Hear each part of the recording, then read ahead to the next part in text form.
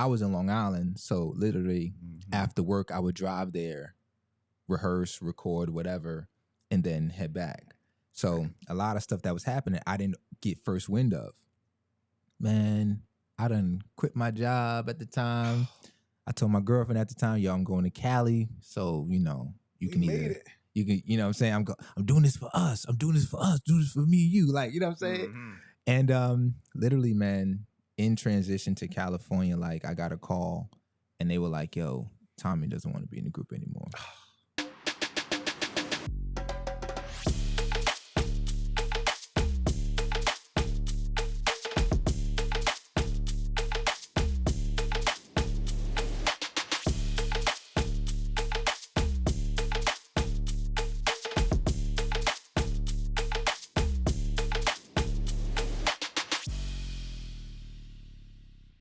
All right, what's good, ladies and gentlemen? Happy Saturday, or whenever you decide to click on this to watch it. But welcome to the Indie Unplugged. My name is Vaughan. Today we have an amazing artist with us today, Kennis Clark. But before we even get into Kennis Clark, let me tell you more about Kennis, and then we can jump into this amazing conversation today. So, gotta clear the throat a little bit. Kennis Clark is a singer, songwriter, originally from Long Island, New York. He has made a significant stride in this music industry, which we're going to dig deep into, especially with his soulful blend of R&B, pop, and Christian contemporary music. Starting his career in R&B and hip-hop groups, Kennis embarked on a solo journey in 2014, moving all the way across from New York to California to pursue a purpose-driven music career. He gained recognition with pop singles like Good Body, Forever, and About Time, before venturing into Christian music with his EP, AWOL. Kennis' music, known for its inspirational and motivational themes, reflect his deep faith and personal experiences, resonating with a diverse audience. Now residing here in Atlanta with his family, he continues to impact the global music scene, aiming to inspire change through his faith-based musical creations. Let's give it up for Kennis Clark. Hey, man, yo, dude, that was dope, brother. Man. It's exciting, man, and it's a pleasure and an honor to be here to chat with you guys, man. I'm super excited, man. That felt like a Shay Shay introduction. Like a Shay Shay introduction? Yeah, he all right. You know. I just ain't get the fanny pack. You know what I'm saying? Like, oh, man. The Shay Shay. And I don't have the non-alcoholic. I don't know. Is it always non-alcoholic? I don't know. I think it's real alcohol. I think it's real alcohol. When he was talking to Cat Williams, I was convinced it's real alcohol. But I don't think nobody really drink on there. I mean, some people drink. Some people might not drink. They might drink water or whatever. Oh, yeah, I drink water. Yeah, I drink water. If you had some wine, I would drink some wine, some red wine. I'm about to. That's what they do too. There's some. They got. Come on, man. Have you ever been up to Chateau Elan? I sure have. Oh, me and my wife stayed there man. a year ago. We stayed there. And had a time. So my wife took me there for a surprise for our anniversary. Yeah. And so we were driving up. I'm like, where we going? Like, see the big old castle. I saw a big old castle. I was like, yo, what's this? Yeah. And I was looking around like, yo, she was like, this is where we're going to do our anniversary at. Nice. I was like, oh. Come on, wife. I was like, come on. But come on, wife. Look, she set the bar. Yeah. After that, she set the bar. So you take her. So every year she plans and I plan. So we we go back and forth. So she did Chateau Elan. I was like, how am I gonna top this? Gotta top it. How am I gonna top Chateau Elan? Like, you ever been? No, I never been. Oh, it's nice, man. It's nice. I saw Sammy up there. Oh yeah? Yeah, I did. Oh, wow. Yeah, we were going out to the pool and he opened up the door and I was like, that looked like Sammy. I like and it was. Way. Yeah, it was Sammy. It was Sammy. But so then the following year, I planned the whole thing. Yeah. We went to like this boutique hotel in downtown Atlanta. It was awesome. She was like, yo, hold up, you almost topped Chateau Elan. Like, she like, this is awesome. Like, oh yeah, it was fabulous. So man, this year is her year. Okay. So, and it's coming up. Okay. Get excited. In July. So she gotta get ready. But that's awesome, man. I love that. But anyway, Kennis. Yes. Welcome to the Indie Unplugged. Oh man, thank you. Let's Thanks dive for having me. For sure. Let's dive into your background, man.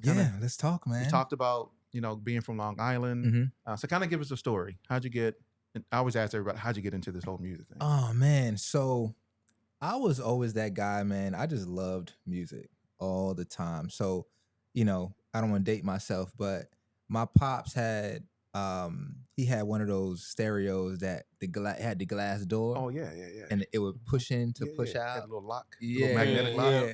Sure. So, music was always played very loud in the home. My dad was really into like Jodeci and like what was the crew with Flavor Flav, Oh, Public Public Enemy. Enemy.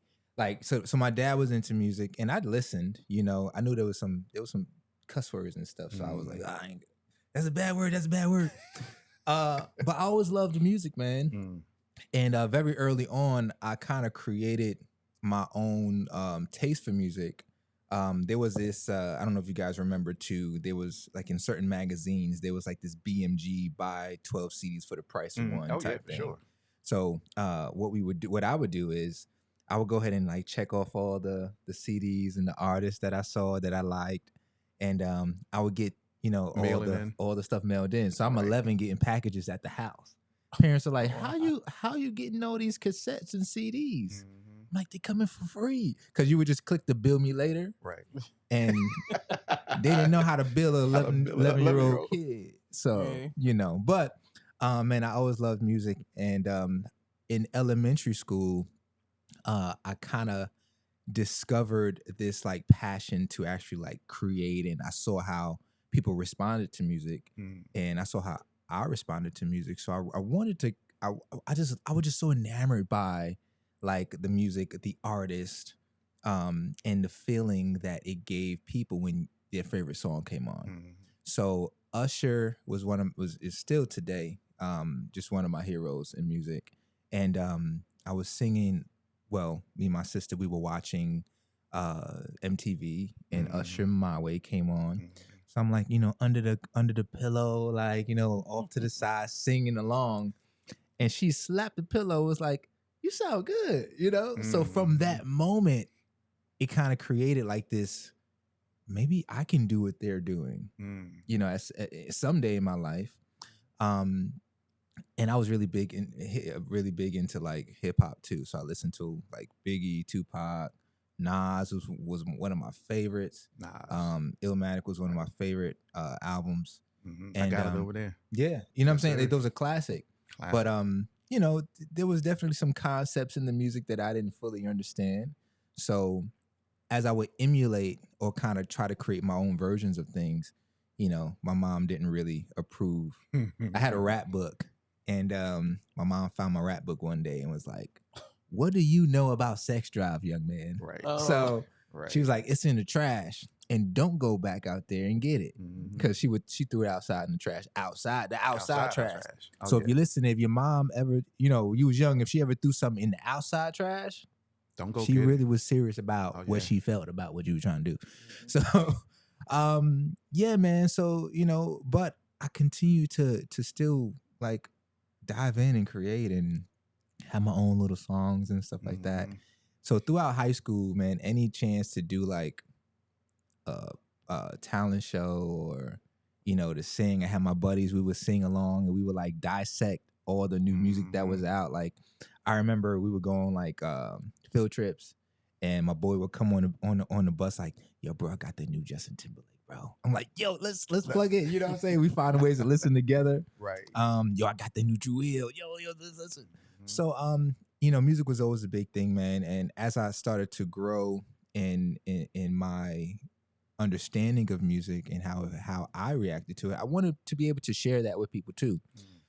But the thing is, in high school, there wasn't really a lot of resources for pursuing music, at least in my time in my city. There was people that could sing and, and there was people that taught voice, but it was really hard to kind of find a trajectory for it.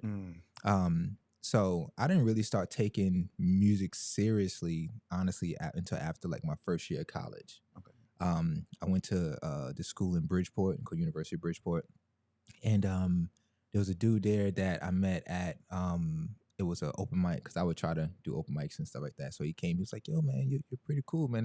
Have you ever tried to write your own stuff?" I was like, yeah, but it's trash. Because And it my mom, was. because my mom put it in the trash. And my mom Yeah. put it in the trash, so it was trash. But yeah, man, it was definitely something that I wanted to get into, but I just needed the resources. So his name was Nigel. So what Nigel did, Nigel was like, yo, man, I got a spot out in the Bronx where there's other artists that just like to come to create and, you know, do whatever. So he made you stop by sometime. So I was like, all right, cool. Next time I'm home, I'm gonna come there. Right. And then when I went to that spot, I got a chance to connect with other singers and things like that. So I always really tried to immerse myself with other artists, you know, doing or trying to do the same thing that I was trying to do, whether so I can either learn or just share experiences and kind of get a knack for what it is to really create at a high level. So from that time, and believe me, I'm skipping a ton of details. There's a ton of details, but from that time, there was a group that formed from just the collective that was there. And it was me, this guy named Ken, and this guy named Max, and we had a group called True. And it was always funny because 3-man groups, we always try to find the 3 letters. Right. It was always like the Joe does, like you know what I'm Joe saying? Like the 3 syllables. Right. So we had a little crew, and one of the members actually had a manager, and he was kind of creating his own project. And then as we created the group, he brought us to his management, like, yo, we're a group now, so maybe you can manage us. So that manager, you know, he was still starting out too. You know, he just had connections in the music industry at that point. His name was Ken Luciano. So Ken, and hold on to that name. So Ken Luciano kind of noticed. He sound like a mob type guy. Yeah. So Ken Luciano, man, you know, Puerto Rican, you know, like real gutter from the Bronx, but he just had a mind for music. He was a rapper himself, and he just really liked to find talented people and try to build them up as much as he could. Okay. So he saw the group, and then he was like, yo, man, he really said, like, I don't know if this is really like cohesive. So one of the members ended up leaving from that group, and then it was just me and 2 members, and he was like, nah, Kennis, I think you should be a solo artist. So I'm like, okay, we'll go solo. So I just kept going to the studio. So he opened up his home. He had a home studio. So I would go to his studio. He opened it up for me to come and just record and do whatever. But still, like, I wasn't really getting the sound that I wanted because he was, you know, more so into rap. So he didn't really understand how to communicate to me certain things about like the voice and all of that. So I really had to find and dig in and do some work on learning vocals, learning scales, learning the different parts of the voice, you know, and I'm still a student today. And I had to do vocal coaching, all this other stuff. So we did like 3 mixtapes, like throughout the span of like 2 to 3 years. And these mixtapes were like 20 plus records. So we was cooking a lot.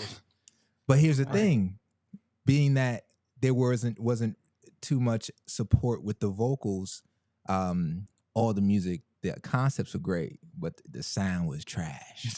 Sound was trash. You know what I'm saying? And unless I rapped. If I rapped, then, you know, it brought some things together. So was it trash because you didn't have the right vocal intonations and clarity and structure? Yeah. You were sounding like, hey, everybody. Well, I wouldn't say that. I would just say when it came to like tone and like, you know, knowing how to really deliver a record, that's where we kind of lagged. And it hurt us a little bit, but for the most part, I still got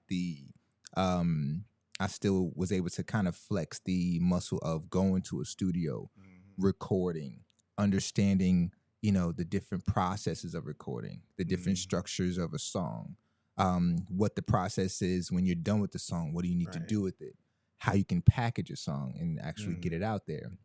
And at that time, we were pressing up CDs. Yeah. So if I did a show, you know, I'm handing out CDs afterwards, or I'm like, hey, you know, $2, $3, $5, you know, for a CD. Yeah. So then this is when the story kind of gets a little juicy there. So, you know, we kind of decided, you know, he had to take some time off, and I was still kind of doing shows and trying to push the music. And there was this one show that I did in Brooklyn, and I met this cat named Chris. And Chris was fire. His music was crazy. And I was like, yo, this guy's dope. Like, he's out here in New York too. So we connected. And again, like I was so focused on being great that if I saw someone doing something great too, man, I wanted to learn as much as I could learn from you. Right. Yeah, like, man, teach me how are you doing what you're doing?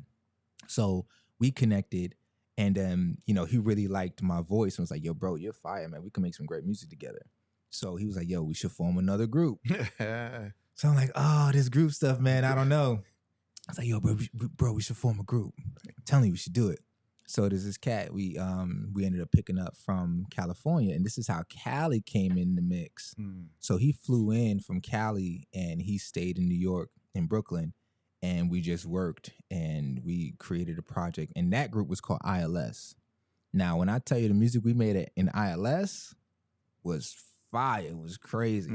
So we started making waves in New York and in the city, and we were, doing some shows, but the goal was to scale and to find a way to get to California. Okay. That's what the plan was, because at that time we listened to a lot of like Eric Bellinger, Kevin McCall, Ty Dolla $ign. We started realizing like the R&B we loved to make at that time was coming out of California. So we wanted to go over there. In transition though, so let me backtrack a little bit. We did a show in Manhattan, and this show, the coordinator knew some people out in Cali, so he kind of gave us the blessing. Hey, when y'all go to Cali, hit up these people. You got some people in the industry already that you can reach out to that'll help you get to the next level there too. Oh. And one of the members had a writer that was connected to Kevin McCall and Eric Bellinger. Okay. So I did this one song, and he sent them the records, and they wanted to work with us. Hey, that's all we needed to hear. So we were like, yo, we going to Cali. It's going crazy. We go to Cali. We tell everybody, yo, we going to Cali. This is our last show. We going to Cali. And little did I know, within the group, there was some turmoil. The other two members didn't really see eye to eye on a lot of different things. They had some beef. They were beefing. They were beefing, man. So because they were in Brooklyn, so they were together more, creating more. Okay. I was in Long Island, so literally after work, I would drive there, rehearse, record, whatever, and then head back. So a lot of stuff that was happening, I didn't get first wind of. Man, I done quit my job at the time. I told my girlfriend at the time, yo, I'm going to Cali. So, you can either, you can, what I'm saying? I'm doing this for us. I'm doing this for us. Do this for me and you. Like, you know what I'm saying? And literally, man, in transition to California, like I got a call and they were like, yo, Tommy doesn't want to be in the group anymore. So I'm like, what happened? Like, yo, man, he just wants to be a writer. He's having a hard time connecting with Chris. And it's just not working, man. Yeah, that's crazy. So just to give you context with that, they had already left. They left like a week before me to Cali. So now I'm trying to meet them, and I'm going to California not to meet them, but just to meet my other bro. So Chris, it's just me and Chris in California trying to figure it out. Wow. Trying to figure it out, man. And I had money on me because I was saving up. But man, it was kind of tough because it was like, yo, we want to make music, we want to do these things, but yo, like we need just to get settled. You know what I'm saying? Because the plan was when Chris and Tommy were out in California, we were going to stay with Tommy's people. Okay. You know what I'm saying? Yeah. And then kind of do that. But since they not cool, right? You know what I'm saying? Like it was like, so we in North Hollywood, man, trying to figure it out. Mind you, I drove that whole way. It was just from New York to Cali. It was crazy. Wow. But it was an experience. I'm glad I experienced the drive, and I remember making like little vlog videos on my phone. Like, yo, what am I doing? Like, I'm driving, guys, you know what I'm saying, to California, like not knowing what's gonna happen there. So I get to California. We met a manager there. She opened up her home for us. And we was able to start cooking there too and start making music. And again, we start making waves and we start doing shows and start getting some notoriety, and it starts to grow. And then now we're starting to get the attention of like some music execs. So there was this one exec, and I can't name drop there, but basically, he wanted to give us a production deal through Sony, and we were ready to go. You know what I'm saying? Ready to Like go. fired up and ready to go. And but again, it was always with groups, it was always like something like with the group, everyone has to be on the Yep. same page. So me and my boy Chris, we kind of had a falling out that we just weren't in the same mindsets at that time. Right. And it just kind of created this thing of like the cycle of always almost making it there, falling through, almost making it to the next one, falling through. But every time it's like I got to another level, which was great, and I learned more. But sometimes I was like, man, I just want to get the win. I just want to get to the, to what I need to get to. So I went solo. So now I'm out in, LA, solo artist. That's when that song Good Body came out, and Good Body really made a lot of waves in Cali. Really excited for that song. And then I got a chance to work with some really, really amazing producers and engineers. And we started building a huge catalog. Now, what I liked about California was that California was very diverse in the artistry. So I got a chance to write pop. I got a chance to really dive into like EDM at one point, so learning those styles of writing really helped the writing everywhere. Yeah. I know I'm being a little long-winded. Sorry, guys. You good, man. You good. Good. Yo, this is giving us like some fuel to talk about. Yeah, man. I wanted to share that story because I don't always get a chance to share that story in full detail. But anyway, and this is not even full detail. But so I'm solo artist, man. We're building, and then we started getting the attention of a label. So Universal was like, "Yo, Kennis is dope, man." Like we kind of started talking to them, and they wanted to do a deal. They wanted to sign, and then out of nowhere, they went ghost. They backed out. So I'm like, what is going on? Like, this music is amazing. You know what I mean? Like, yeah, like what's happening? And I just didn't understand what it was. So, it was a lot of disappointment that I dealt with earlier on in my career, in my music career. And I remember I prayed, and it was like one of the first times I prayed in a long time, because I was on a spiritual journey too throughout it all. There was even though we'll probably talk about that. I remember I prayed, and I was like, Lord, why? Like, what's going on? Why? You know what I mean? Because I just wanted to be great, man. I come from a place where if you make it out, like you've made it out. You've done something that a lot of people don't get the opportunity to do. And I just wanted to do it so big that I came back as a champion. You know what I'm saying? I was able to say, yo, mom, I come move out here. I got you the new house. You know what I'm saying? So that was like some of the drive behind what I was trying to do. And man, that deal fell through. And then it was just like, I was just real low down, not really sure what I wanted to do, man. And then a friend of mine called me one Sunday. It was like, yo, man, I just got into it. Oh, girl, I need a ride to church, man. Can you give me a ride? Sure, I give you a ride. And then at that moment, I was like, you know what? Let me go ahead and just get dressed and just stay for service, because where we lived and where church was like 45 minutes to an hour away. You might as well attend service then, because you're not gonna drop off. And you know what I'm saying? I'm not gonna pull up back and be like, okay, and pull off. Plus, too, you know what I'm saying? My bro, he probably needed a ride back. I'm pretty sure he did. Sure he did. So, I stayed, man, and in that service, the Holy Spirit wrecked me. And it was just more like, I need to get back with God. Regardless of what's happening, I need to focus on the Lord.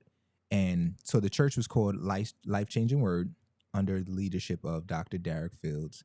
And man, it was just something about this church that it was a small church, but the spirit was just there. I love it.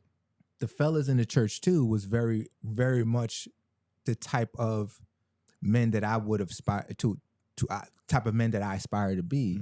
And they all was just like, what's up, my brother? It was just so much love from like black men that it was like, man, there's something different here. You know what I'm saying? And, I don't have an older brother. Where I'm from, like, we don't have a lot of those role models. I've had a few teachers that tried to kind of take me under their wing, but we don't really have that. So I was also drawn to like people that's doing positive things. So yeah, man, that's when that journey began.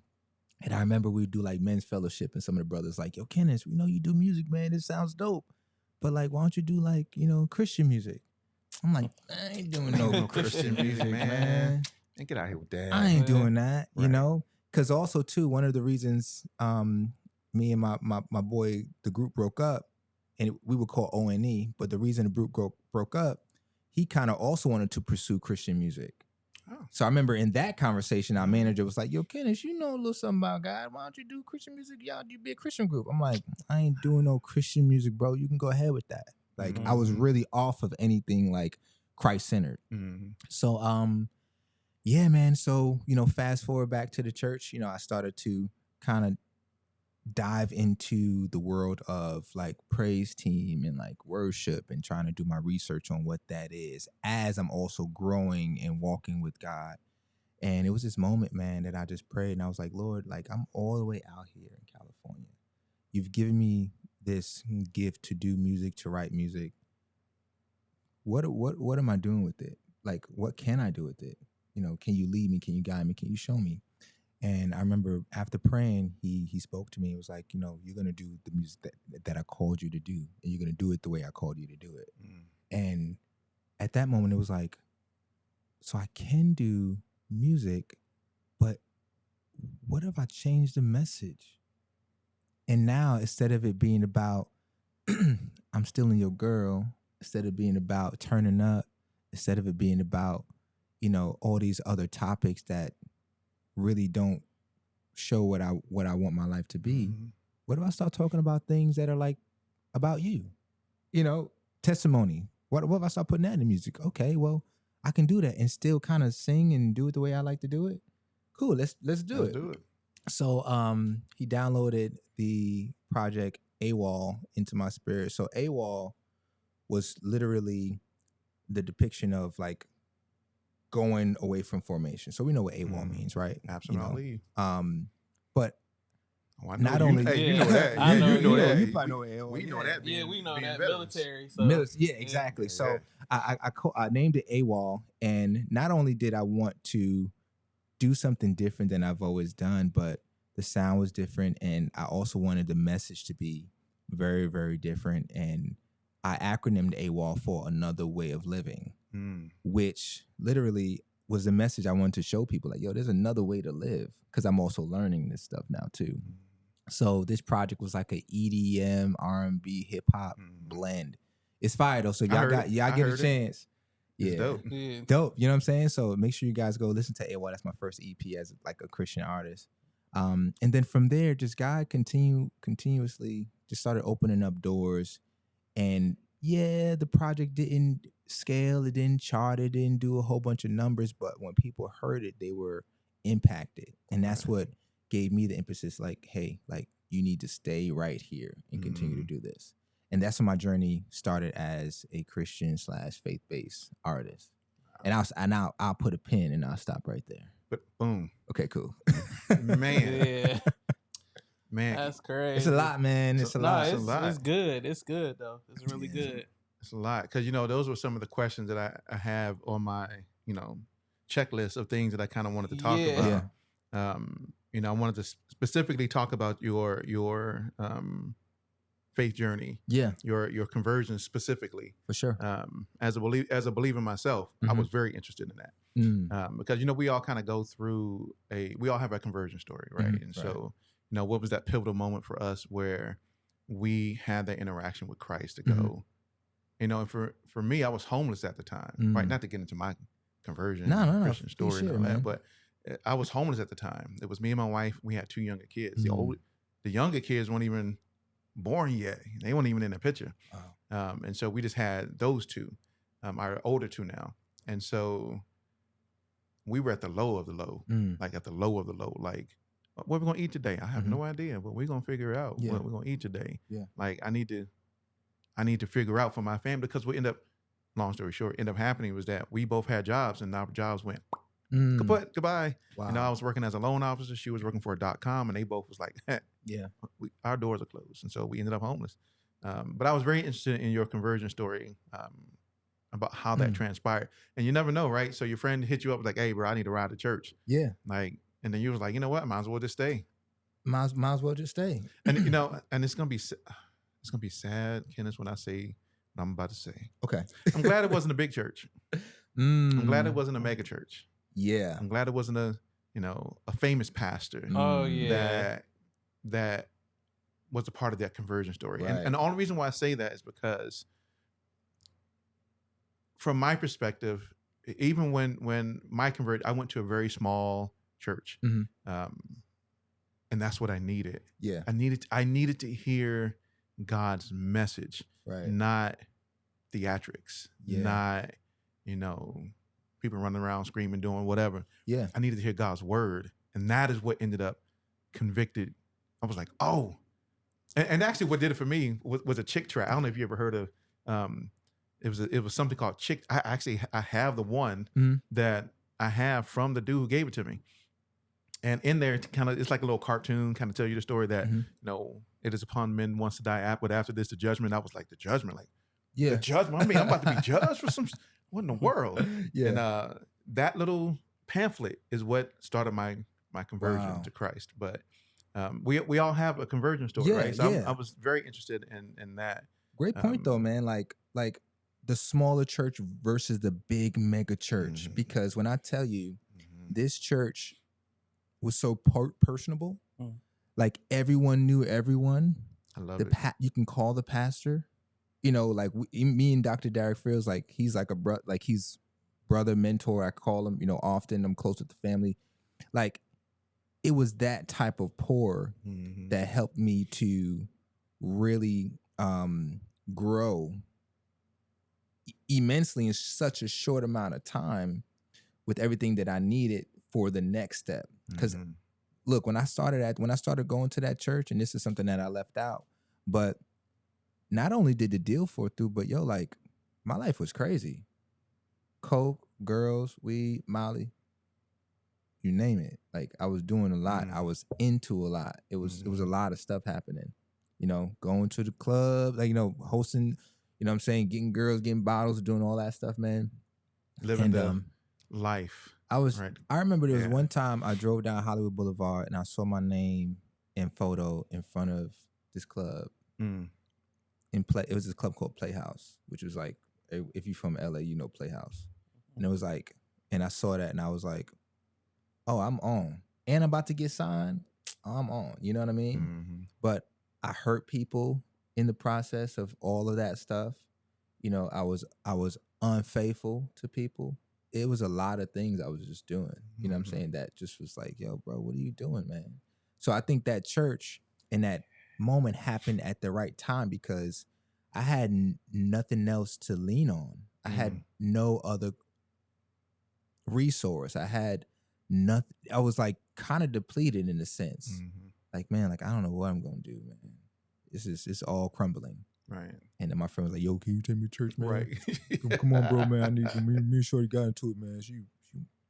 She crazy, man. Right. I'm just like, all right, let me go. What's so crazy is that he's like, we got into it, but can you take me to church though?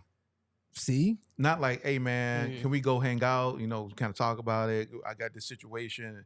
Can you take me to church? Yeah. So he played drums at the church though too. Oh, okay. So yeah, so he needed to go to work. Yeah, I need to go to work, man. Right. You gotta go to work. But he was I gotta call him now that I'm going back over the story. I need to just say what's up to my boy. And shout out to D Cope, man. He was dope brother, man. But if I would have went to a mega church, I wouldn't have got that attention that I needed or that care that I needed. And I would have been left to my own devices to kind of figure it all out myself. Man. That's a great point because I didn't even think about that. I 100% understand.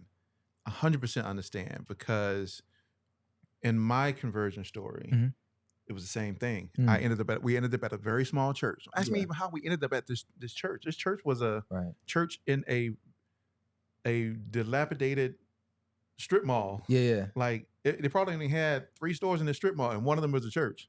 Like I have no idea how we even ended up at this church. I mean, honestly, but there was a guy, and this is going back to that point, right? Having men at the church who are in the Word, who know the Word, who are mentoring young believers. So I had a guy, Elder Scruggs, never forget.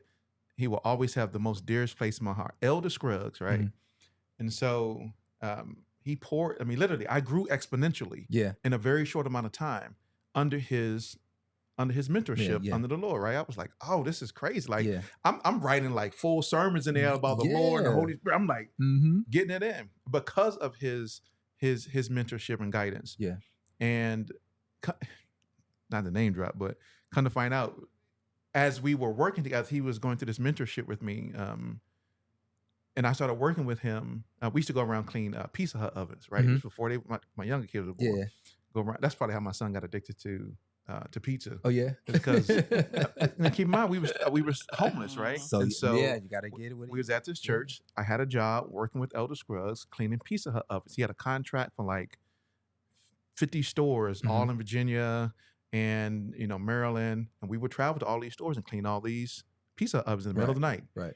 But we had to, once we cleaned the ovens, we had to test them. Oh. So the Pizza Hut people was like, yeah, if you're gonna test the pizza, we test. I would make double deckers. Come on, man. I was making double decker pizzas and all types of stuff. Pizza test. That's probably how he got addicted to pizza, though. But through this, somebody had asked him. They was like, "Hey, what's going on with your son?" Like, I saw that they're traveling and doing whatever. He was like, "Yeah, they're out here doing this, blah blah blah." And I was like, "Okay, cool." Now he and I got this close relationship, and I'm like, "Your son? Like, wait, I know you got this son and this son." He was like, "Yeah, I got an older son named CC." I was like, "CC? Okay, cool. Yeah, he's in the group Bone Thugs and Harmony." Oh wow! I was like, "Wow, that's crazy." And he said, "You may know him as Wishbone." Oh, that's dope. I was like, "Wait, Wishbone is your son?" He was like, "Boom, boom, boom, boom." I was like, "Yeah." He was like, "Yeah, that's my son." He said, "And the other dude in the group is my nephew." I was like, "Nah." Wow. Nah. He was like, "Yeah." He was like, "The car." So he drove this Jaguar. I was like, "Who car is that?" He said, "It's my brother's car." Oh wow. I was like, "Wait, your brother that they sing about in the song?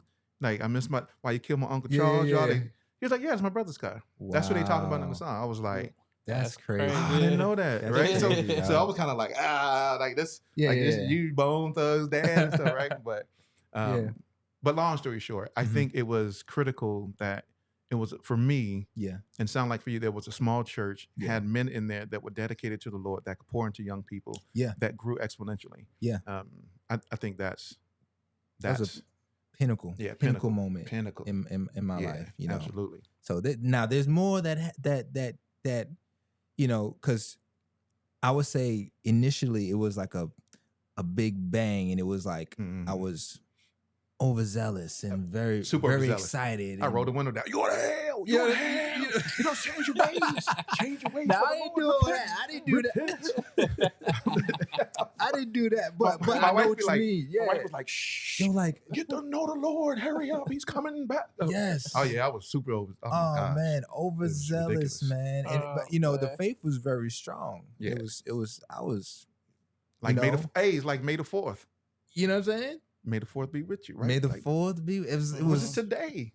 You know what I'm saying? May the 4th. Oh, it it is. is the 4th. Yes, sir. I'm gonna be watching Star Wars later. May the 4th be with you. I'm watching Star Wars. I like that. Maybe I'll watch Andor. I like. That's the show right there. Yeah, maybe I'll go finish that. My son been telling me about it for like. I don't know nothing about Andor. It's a good show. 8 months. It's a good show. So. Yeah. Andor is a good show. Is it a spinoff of Star Wars? It is the prequel to Rogue One. Okay, I never got into Star Wars, so I know nothing about anything, brother. Yeah, I don't know anything to talk about. I know Anakin Skywalker. I know Darth Vader. Nah, I know. Nope. Darth, and then that's it. Yeah. Darth Vader. I know Darth Maul. No, Darth. It's Darth. Darth. Oh, so it's Darth Vader. Darth Vader. See, there you go. That's how you know. Ask somebody. Who's the guy with the black helmet that wear black? Did they say Dark Vader? Dark Vader? Nah. You're like, you don't know Star Wars. You call him Dark Vader? I never got into Star Wars, man. I don't know. He was I more never of a got Trekkie. into it. No, it's good. Like, it's a good show. It's great show. Yeah, I got to finish watching. I think I'm over the hill on that one. I'm not gonna lie. Well, I watch a lot of movies and TV shows. Yeah. My son been on me about this whole Andor thing because I started it. Yeah. And then I stopped, like right in the middle, like right at the good part, and I stopped. I'm gonna have to check it out. So I heard Me it and my was good. son, we on Dragon Ball Z right now. Oh, for sure, all day. I was always on Dragon Ball Z when I was younger, and then like I started getting into girls and gangs. Girls and gangs. And then I was like, Right. I ain't watching Dragon Ball Z. I'm about to go. Man, I'm too old now. I'm done. Right. With Dragon Ball Z. I'm about to Kamehameha these dudes out here. You know what I'm Watch saying? this. Shorty want me to pull up. Her parents just left Right. left to go to work. Right, I'm about to getting mad at Kamehameha her. this- I'm trying to Right. Kamehameha. You know I'm what trying to I'm saying? Kamehameha over there. Not no right, exactly. But now we've been into Dragon Ball Z, man. So we're seasons. We're like 15 seasons Oh deep yeah, right because they got now. like 80 seasons in Dragon Ball. Oh my gosh, bro. Look, man, it was such a sad story, man.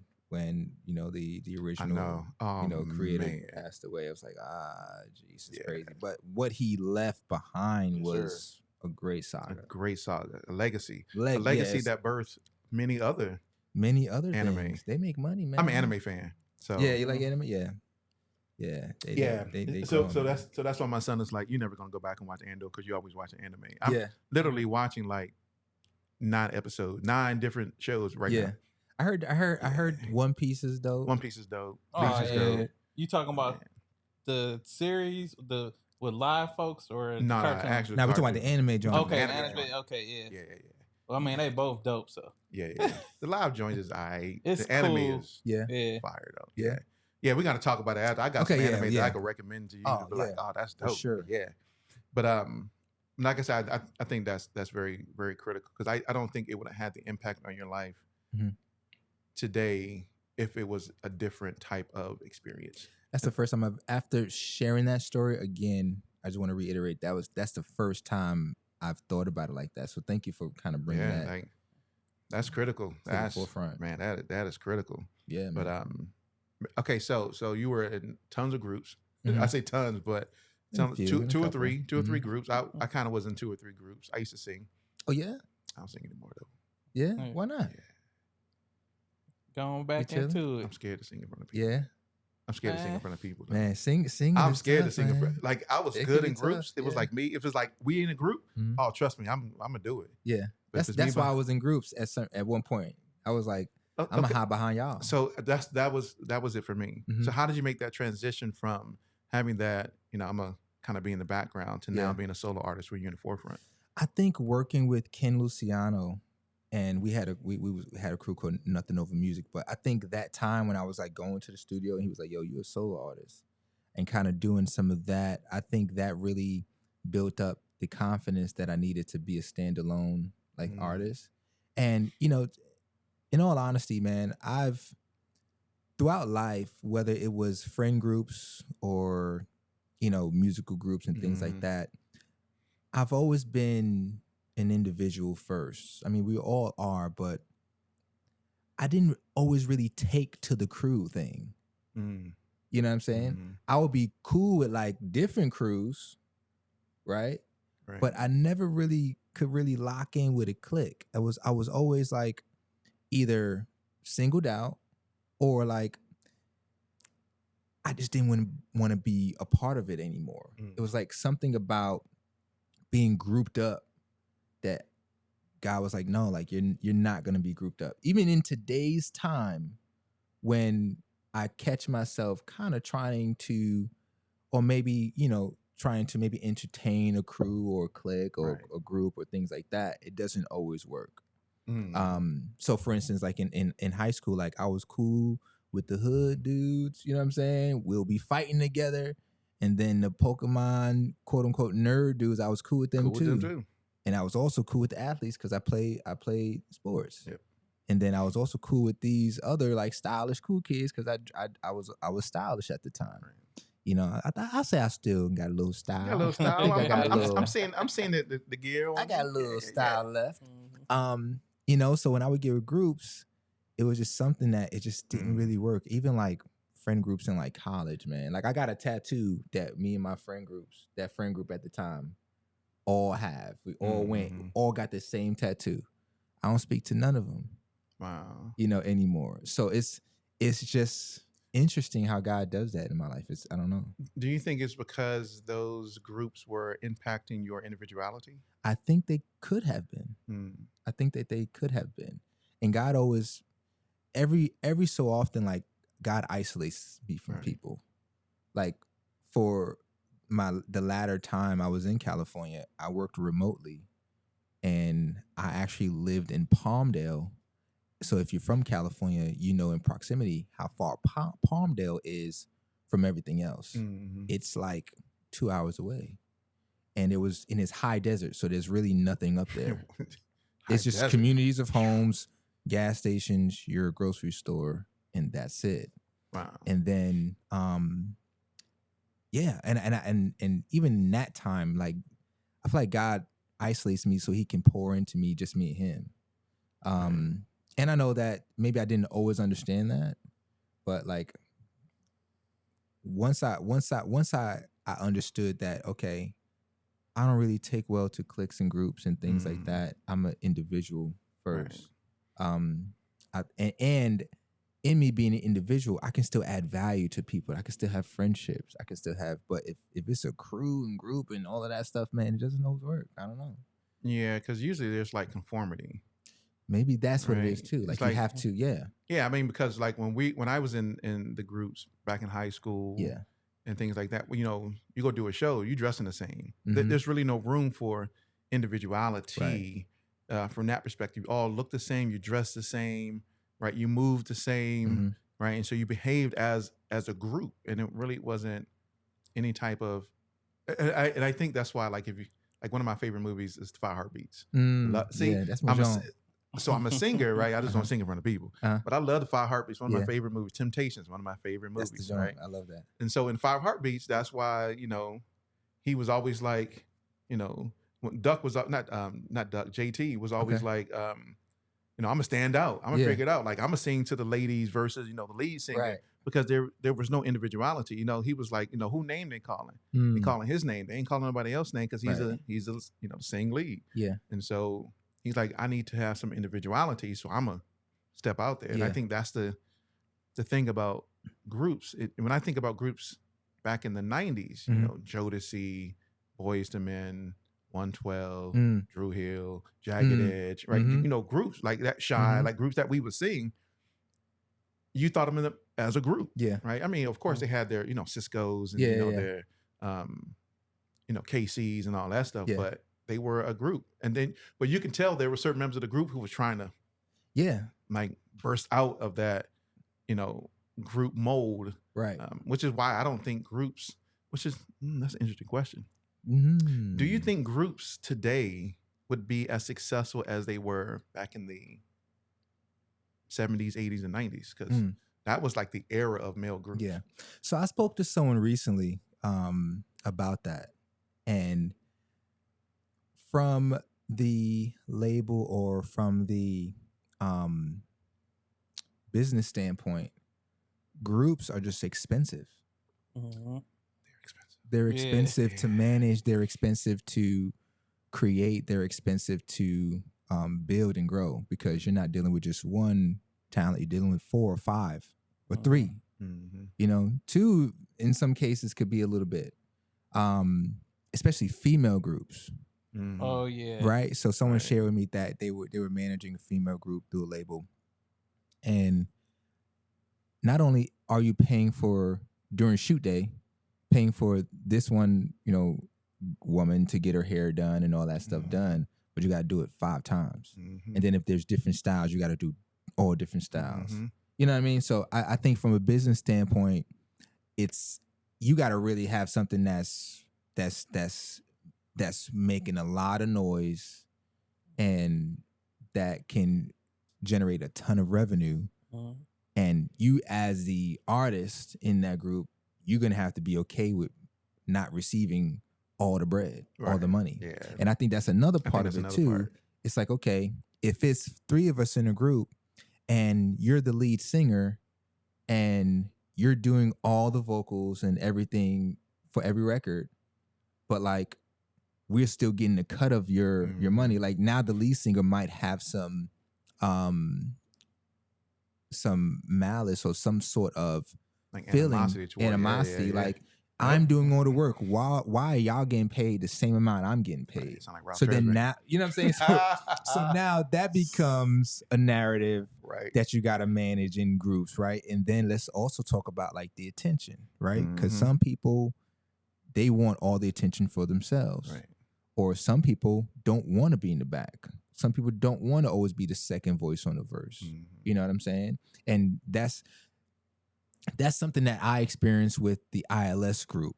And that's ultimately, and I don't want to really go too far in detail, but man, that thing was like 10 decades ago. It's over anyway. You know what I'm Right. saying? But that was one of the issues, you know. One of the, you know, Tommy wanted to really, you know, do more of like the front leading, but the way our sound was created, Chris always did the front leading. And if you swapped it, it didn't really always work as good. You know what I'm saying? And then so I understand that firsthand. Think about, so for instance, like me and my wife were talking about this, the Pussycat Dolls. It was like what, like 5 of them, 6 of them? Yeah, 5. Like it was 5, like 5. It was 5, right? Yeah. Did y'all know that the lead singer was the only one that really sang? Yeah, Nicole. Yeah. Yeah, she was. Yeah, she was the only one that sang, and I think there was another girl, one of the other black girls in the group. She would do all the ad-libs. Yeah. But all the other girls danced. Yep.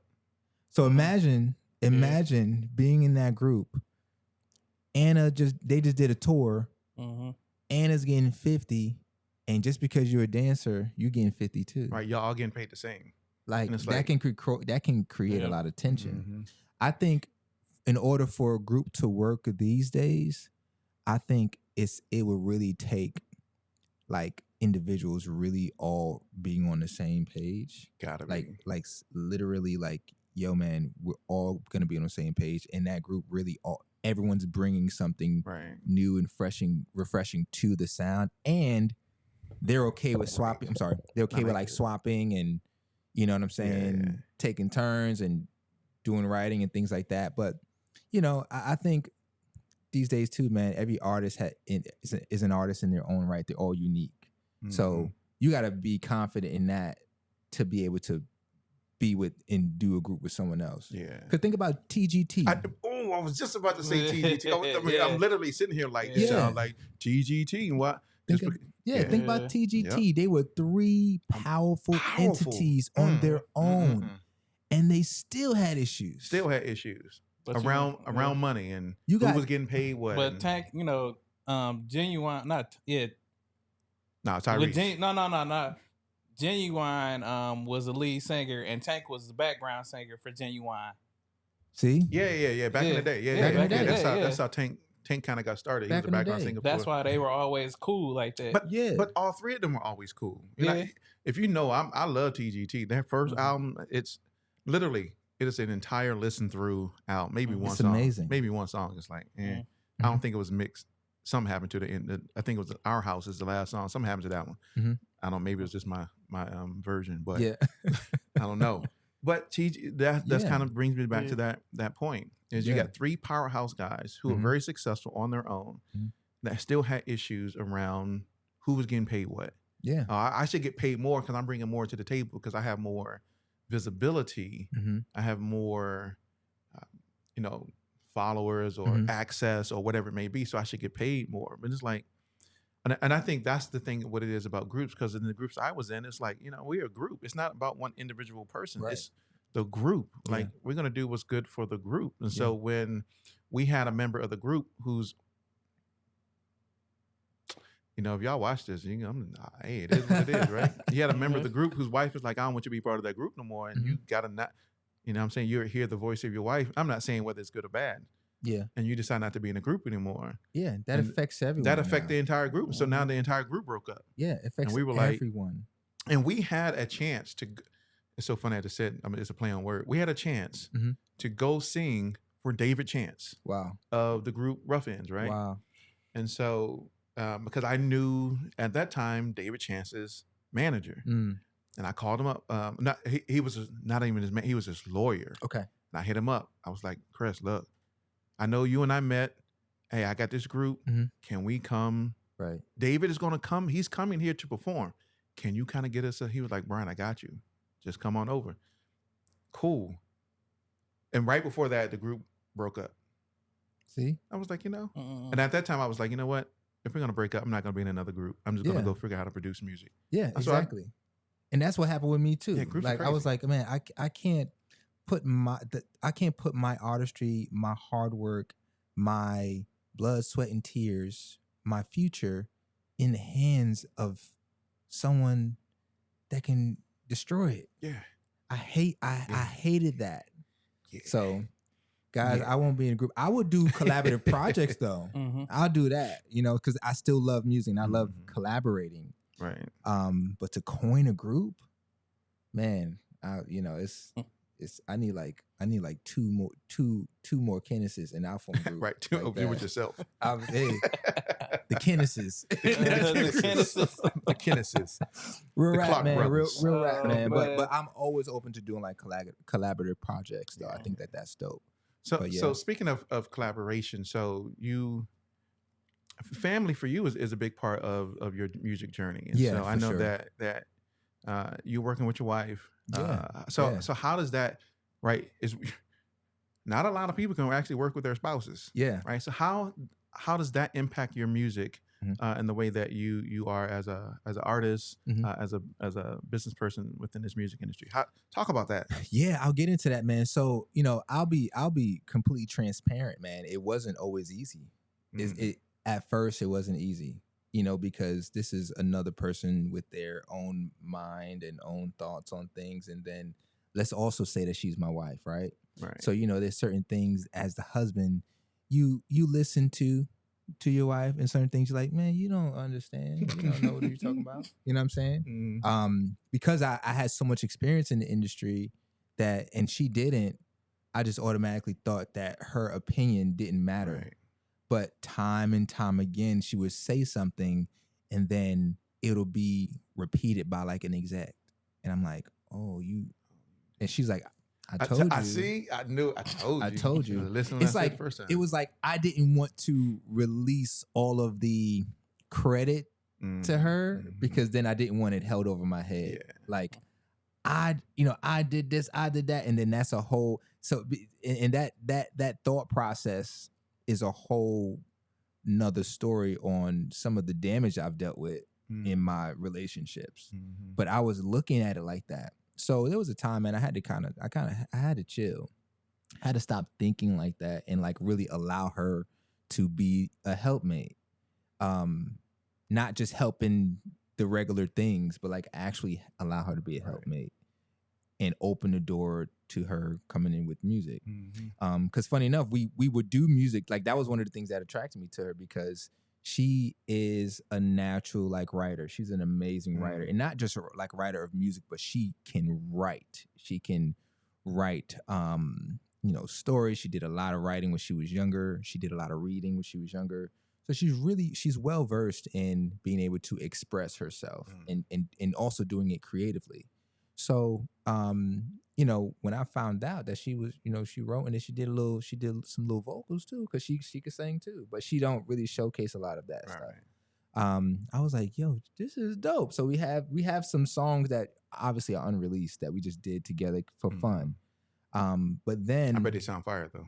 They are fire. They're good. And, at some point we are going to release like a project with us, like with something that we did together. But, yeah, man. So there was this one song that she brought to me, and it wasn't called Godfidence yet though. It was just a song. And I was like, yo, this is hot. This is really dope. And she was like, yeah, I want you to do it. You can sing it and put it out or whatever. And we're recording it, and I'm like, nah, like you need to be on this. And, she was apprehensive at first. Even today, she's still apprehensive about like, she don't like how she sound and things like that. And I remember I was like, yo, I want your verse to open up the song. Like your verse got to open up the song. I'll come in later. And yeah, man, she like that song Godfidence is like it's like either first or my second highest streaming song on Spotify right now, because she put her pen on that thing, and it was really, really dope. And with my next project, like her pen is now infused into my work. Like I'll work on a record at the studio, or I work on something at the home studio, and I'll be like, yo, listen to this, what you think? And yeah, so right now she's a pinnacle part of just my success, because of course she's my wife and she's like my blinders, you know what I mean? Obviously sometimes I'm a knucklehead. I might think and decide and do some things on my own, which I think as men, you do need to have your own track of decision making, and you have to sometimes fail on your own, right? You can't depend on someone else all the time. So I have my share of that, but yeah, man, she's amazing. Like some songs that are out now, like she's done like background fills on. I have her voice doing some stuff. I might want a different texture with like a harmony stack. I'm like, hey, can you put this note in? You know, so and we work really closely together, not just on just making the music, but you know, just like our taste in music is really, really eclectic. Like she has helped me to listen to alternative music and like jazzy styles and like different things like that. So it's really it really added value to my artistry. Because I'm hip hop, R&B, hip hop, R&B, EDM, very high energy, very high energy type, you know, no music. But then when she introduced me to like jazzy, like more like lo-fi jazz, or like, you know, I didn't know about Masego until she told me about Masego. There's an artist named FKJ. I didn't know about FKJ until she told me about it. So now my taste has switched a little bit, but it's just adding. So she adds a ton to my artistry.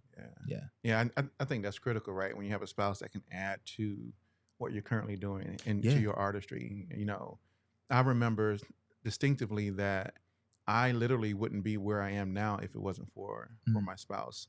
Not just from a career perspective, but I really mean from a developmental perspective. Yeah, that you know too. what I'm saying? Like that too. She challenged me in so many and continues today, but so many ways, right? And so when we first met, we're 7 years apart. Okay. So me and my wife are 6. Yeah. So I'm the younger one. Oh, you're the younger. Yeah, baby. I'm the baby. I'm the old man. Oh, you're the old man. Yeah. She's the more mature. Yeah. I can't use old because I'll get stumped out. I'm talking about myself, so I can say I'm old. Yeah. So she's the more mature one. Yeah. I was the younger, the young dude. We met back in St. Louis. I was fresh, still, doing my Army Reserve stuff. Still, we used to work at the same bank. But she kind of was the one that, like, I don't think I could do this. She was like, no, you got it. Yeah. Like I'm telling you, you got it. Yeah. And and if I'm being 100% honest and transparent, somewhere in the years, as this is probably a pride and ego. This is 100%. Come on, man, talk pride talk and ego thing. It is. I understand. It is. Somewhere in her developmental and building up and reinforcement of me. I think ego came in. It's like, I know what I'm talking about. Like, how you gonna tell me I don't know what I'm talking about? I've been doing this for 25 years. I know what I'm doing. Like, and she'll give me some advice, and I'm like, nah, you don't know what you're talking about. Right. Like, I know, like, but then I get humbled real quick. Yeah. Real fast. Yeah. And I gotta go back with like, you know the thing we was talking about the other day? You was right about that. And she don't even say I told you so. She just, okay. Oh yeah. All right, I got you. That's nice that she said. My wife would say, "I told you so." Yeah, she don't tell me. She'll tell me. You should listen to me. I told you. See, I'm not crazy. I know I'm not crazy. She was like, no, I know.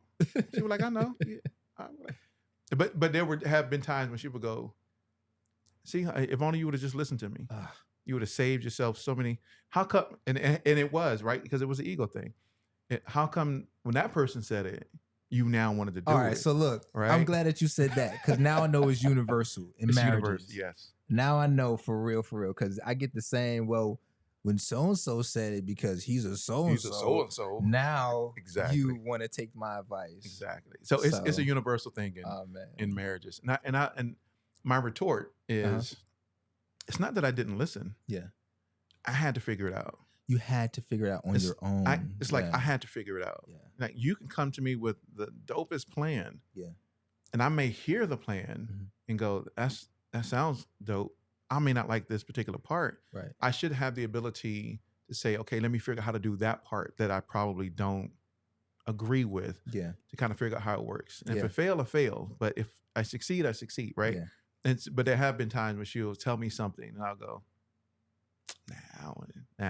Yeah. You're not in music, you don't know what you're really talking about. Like, we had this whole long discussion about licensing music, right? Now Okay. she doesn't do music at all, Okay. right? She's into real estate. Okay. She's an author. She's a certified project manager, right? She's a jack of all trades and many different things, but she don't do music, Yeah. right? Music I do. I got the music books. I read the books. I understand music, you know. And we had this conversation about licensing music and how like bars and restaurants have to pay to play the music, right. like to play your music, right? Exactly. In their establishment. And she's like, that's great. They shouldn't have to do that. I was like, well, how else does the artist get their what they get money from? And we had this like long, drawn out conversation. But then like probably a week or so after that, I sat back and I went, you know, she probably is right in some of the things that she's talking about in relationship to how the structure is of that process. Yeah, man. And you know, sometimes you get in the heat of stuff. You like, there's a lot of miscommunication. Yeah. Like not a lot of you not really understanding what the other person is saying. So, yeah, I find that, and I ask any married couple this is when they work together, like, what are some of the strengths, the positive, the pros and cons of that? Yeah. Because it really does make an impact in how you, not even just how you work together, but in your relationship. Yeah. Right? I'm always about, I'd rather not work with you because I value my marriage over us forming a business or a partnership. Like my marriage to you is the most important thing, regardless if we start, you know, X, Y, and Z company. Yeah. Like I got to be married to you first. Yeah. So I don't really care about I don't care about anything else. Man, I think just to touch on that real quick, I think identifying the strengths and weaknesses, like knowing those and really playing to your strengths, playing to those, right? So I'm now getting to a place where when I bring my wife an idea, I know her strengths. So when she gives me feedback, you know, I eat the meat and spit out the bone. You know what I'm saying? Like I try to grab as much good from it that I can to use that. And I think, you know, and she does the same thing, you know, when she brings things my way and I kind of give her feedback on things. But I also give her grace to, and I think grace is important too, because give each other grace to kind of still figure and sift through those thoughts and those processes still. You know what I mean? It doesn't have to be law. I think when it's law, that's when it brings that contention to it. It can get kind of sticky and dicey. But like, so I know with certain types of sounds, certain types of styles, certain types of messages, I know, hey, babe, you want to write this record together? Like, because she knows like my melody is going to flow through it. And if she has a dope melody, cool, do it. I think sometimes we want to solidify our spot in the marriage or our role, quote unquote, and you want to stay locked in there. Like you don't want to you it's like I'm in this seat and I don't want you ever in this seat. Right. You know what I mean? Yeah, that's pride, ego. That's pride, ego, misconception. You know what I'm saying? So sometimes I'll, like for instance, like in my studio, you have like the main seat in front of the monitors and the screen, the computer and all of that stuff too and things like that. And I sit in that seat because that's my studio. That's my studio. This is my stuff, right? But like sometimes I gotta sit back. Hey, babe, you can do it. Sit there, control it, do it. And I think that's symbolic to how women or how our wives should be treated or how we should look at them. Like, yo, like this is my stuff. Like, you're here with me, right? So this is kind of ours. Go ahead, man. That's learning from both of y'all. Yo, that's impactful. I'm not married, but I'm learning. Yo, man. So I'm gonna say this. I got another question. That I'm gonna throw it over to you, Vaughan, in a moment. That's crazy you say that because I kind of got the same thing, right? You see it. I got you know, my chair sits there. I got a command center that I sit as my studio, right? Yeah. And I have chairs kind of like where we're sitting in now, you know, couch and a couple chairs.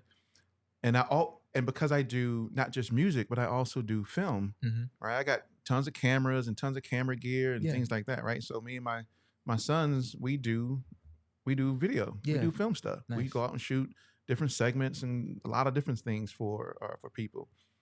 And so sometimes she will come into the studio and I will have things on the couch or things in the chair, right? Whether it's computer or cameras or lights or whatever the case.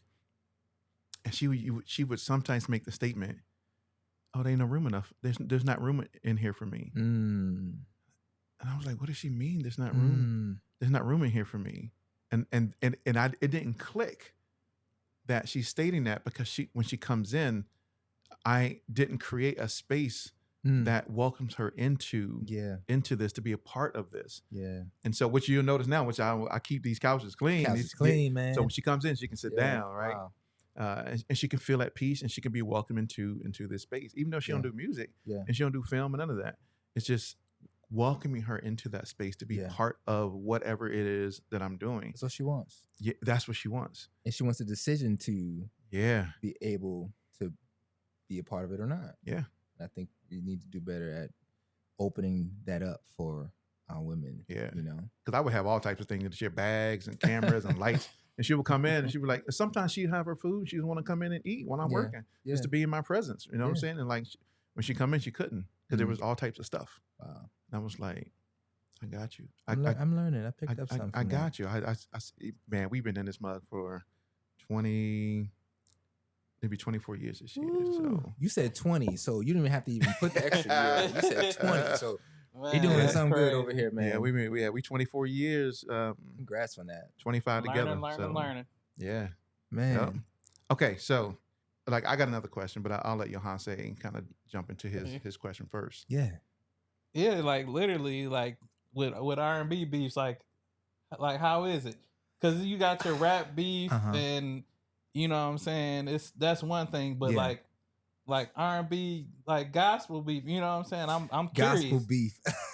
I'm just saying, like gospel beef. Yeah, yeah. Oh man. All right. So I can only speak from my experience and my lens. So if I'm wrong, according to what your experience is, just know it's my experience. But from what I have been able to gauge, first off, in R&B, let's talk about R&B in general, right? I don't think that there is like a lot of upfront beef. I think what it is more like competition. Like who could sing the better, who sold the most records, who has the better this or that, right? And I think that the R&B space really isn't a space for beef. It doesn't. I mean, unless you mess with somebody, girl, or you mess with somebody, dude, or something like that, and like now the beef. But in terms of the music, like I don't see a lot of it now. For instance, right? Let's talk about Versus, because Versus came through during the pandemic, right? And we got a chance to see some of our best artists, go at it. Yeah, that's why. Yeah. Now, my heroes growing up with music was Usher, Music Soul Child, Omarion, Mario was there too. Chris Brown was dope. I always gave him his flowers, right? He was super dope. So he was in that mix too. So when I saw that they were doing a Chris Brown Usher versus, which actually no, they wanted it to happen. It didn't happen, right? And I can understand that. And even when I would hear things that they had a little argument of beef. I think there was a story that came out a year or so ago that Chris Brown punched Usher in the face or something like that. I'm like, what y'all doing, man? Y'all need to be singing and being in harmony. Like what y'all exactly? Yeah. like literally like sing and be in harmony. Like we don't need that.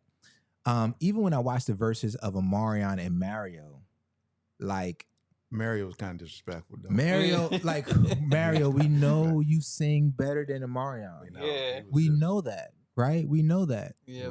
But you being mad disrespectful to my boy right now. I don't think I like you right now. Yes. Omarion, he working through the kinks with the mic, because I was like, why his mic is dry? I feel like Omarion's mic was dry. Like they didn't put any sauce on it. Nothing. Yeah. So, he was kind of struggling dancing, you know what I'm saying? But I think those two artists, they each bring something different and special to the genre, to the sound. So in regards to R&B beefs, like I don't think R&B artists should be beefing on records and trying to like do that stuff. Just make music together. Let it, it's not the culture. It's not the go-to, right? Vibe of the music. Not for R&B. You know what I'm saying? Yeah. It's not, because hip hop is more competition in your face, Right. Like at least secular or whatever, right?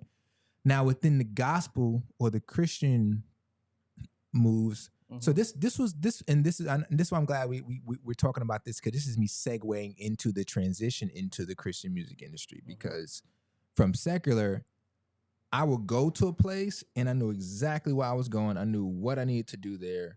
I knew who I needed to talk to. I knew exactly how to be there, right? Right.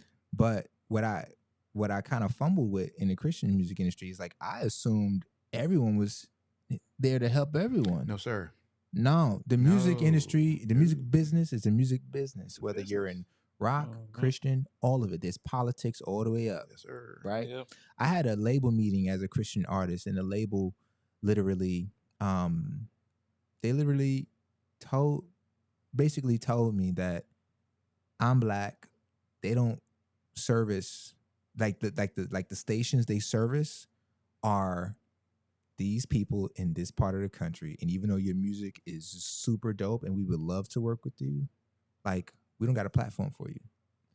You should, but I know somebody at RCA Inspiration, and even though that, right, even though, and now speaking that out, it's unfortunate that had to be that I have to get that type of treatment, or receive those type of undertones in that statement. Like, now that I think about it, yeah, we don't have the platform for you here, but RC Inspiration does. It's almost like, hey, go where the black people are. That's exactly what it is. Go where the black people are, because they're gonna help. You know what I mean? And it was a blessing in its own, but still, that the overall or the overarching trend that I see is like, everything is like just interesting and just weird sometimes. And you have to be led by the Spirit. You have to be mindful of people. You have to just move with integrity. And we can't trust people, right? We got to trust the God that's in people,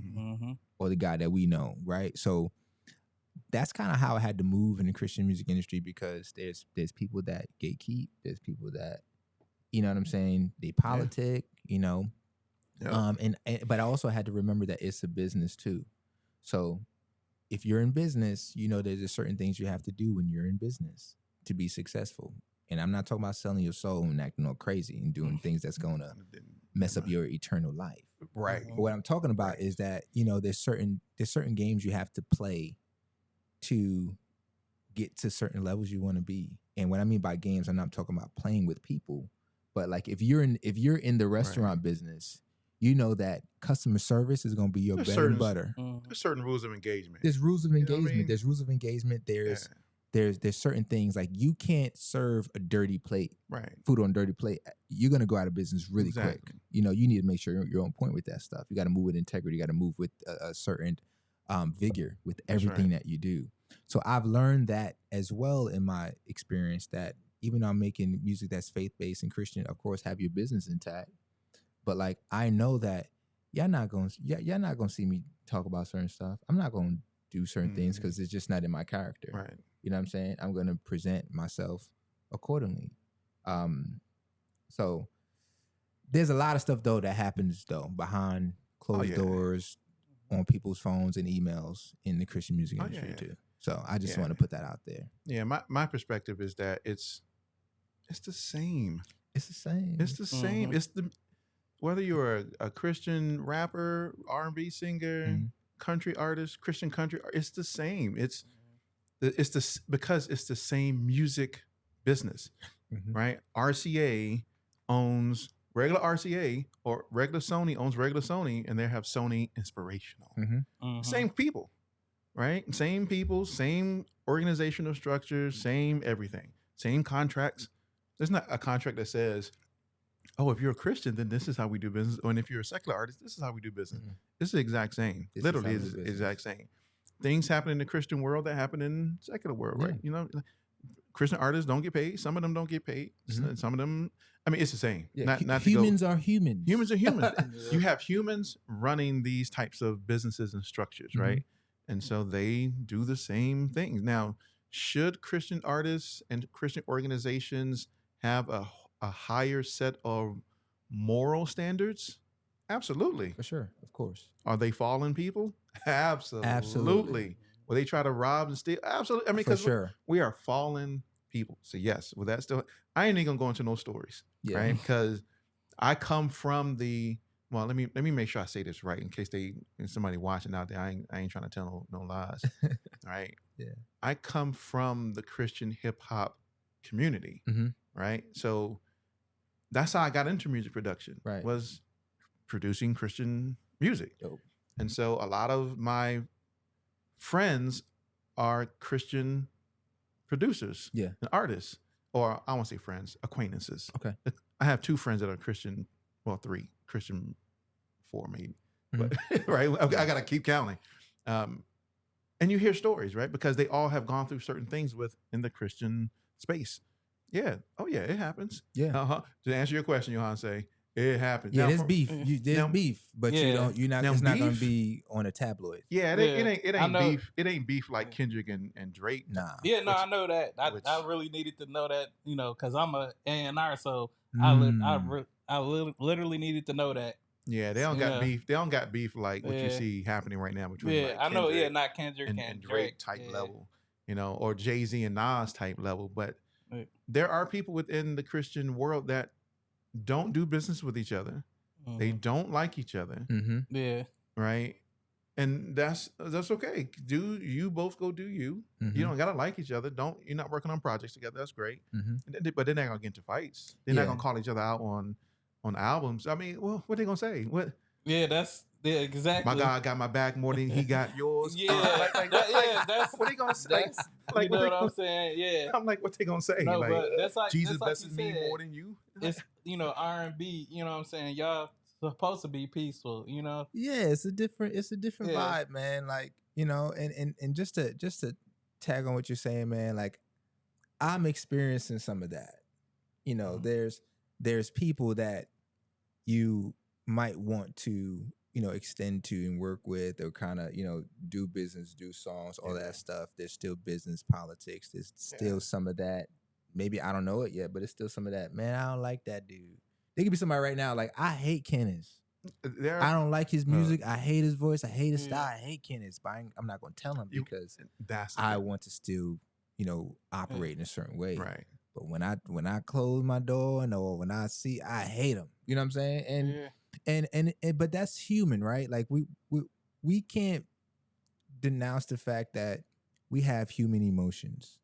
Right. There's things that drive us to do certain things and to think certain ways. I think what we have over maybe non-believers and maybe not non-believers. I don't know who am I, but what we have is that we have a model of how we should be living, how we should be thinking, and we have a God that we can pray to, and He can make things clear and better for us, and process us and prune us the way we need to be, so that way we can understand how to also extend love in the right way.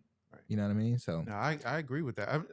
I appreciate you saying it the way that you said it, because I think that's the rap that we get as believers, is that, oh, we're believers, so we're supposed to be holy.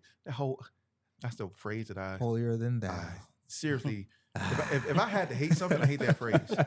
I hate that phrase. The holier than thou phrase. Yeah. You're holier than thou. No, I mean, not to get on my preachy soapbox, right? Because there was a time when I thought I was going to be a preacher. Oh, yeah? Actually, yeah. Oh, yeah, I was about to go to pastor school. I was about to go to Rob Parsley's pastoral college. And oh, yeah, that was a time when I was going to be Well, this your show, pastor. man. You can preach as much as you want. I thought I was, but I don't really like that phrase, that holier than thou. Yeah. I mean, because it makes, to me, it's a derogatory term of what we actually have been called to be. Like, God says, be holy for I am holy. Like, so when you say, are you trying to act holy and thou? I'm like, well, wait a minute. Isn't that what God called me to be? Like, so why are you getting mad by what He's asking me to do based upon His standards? Like, he said for me to try to do that.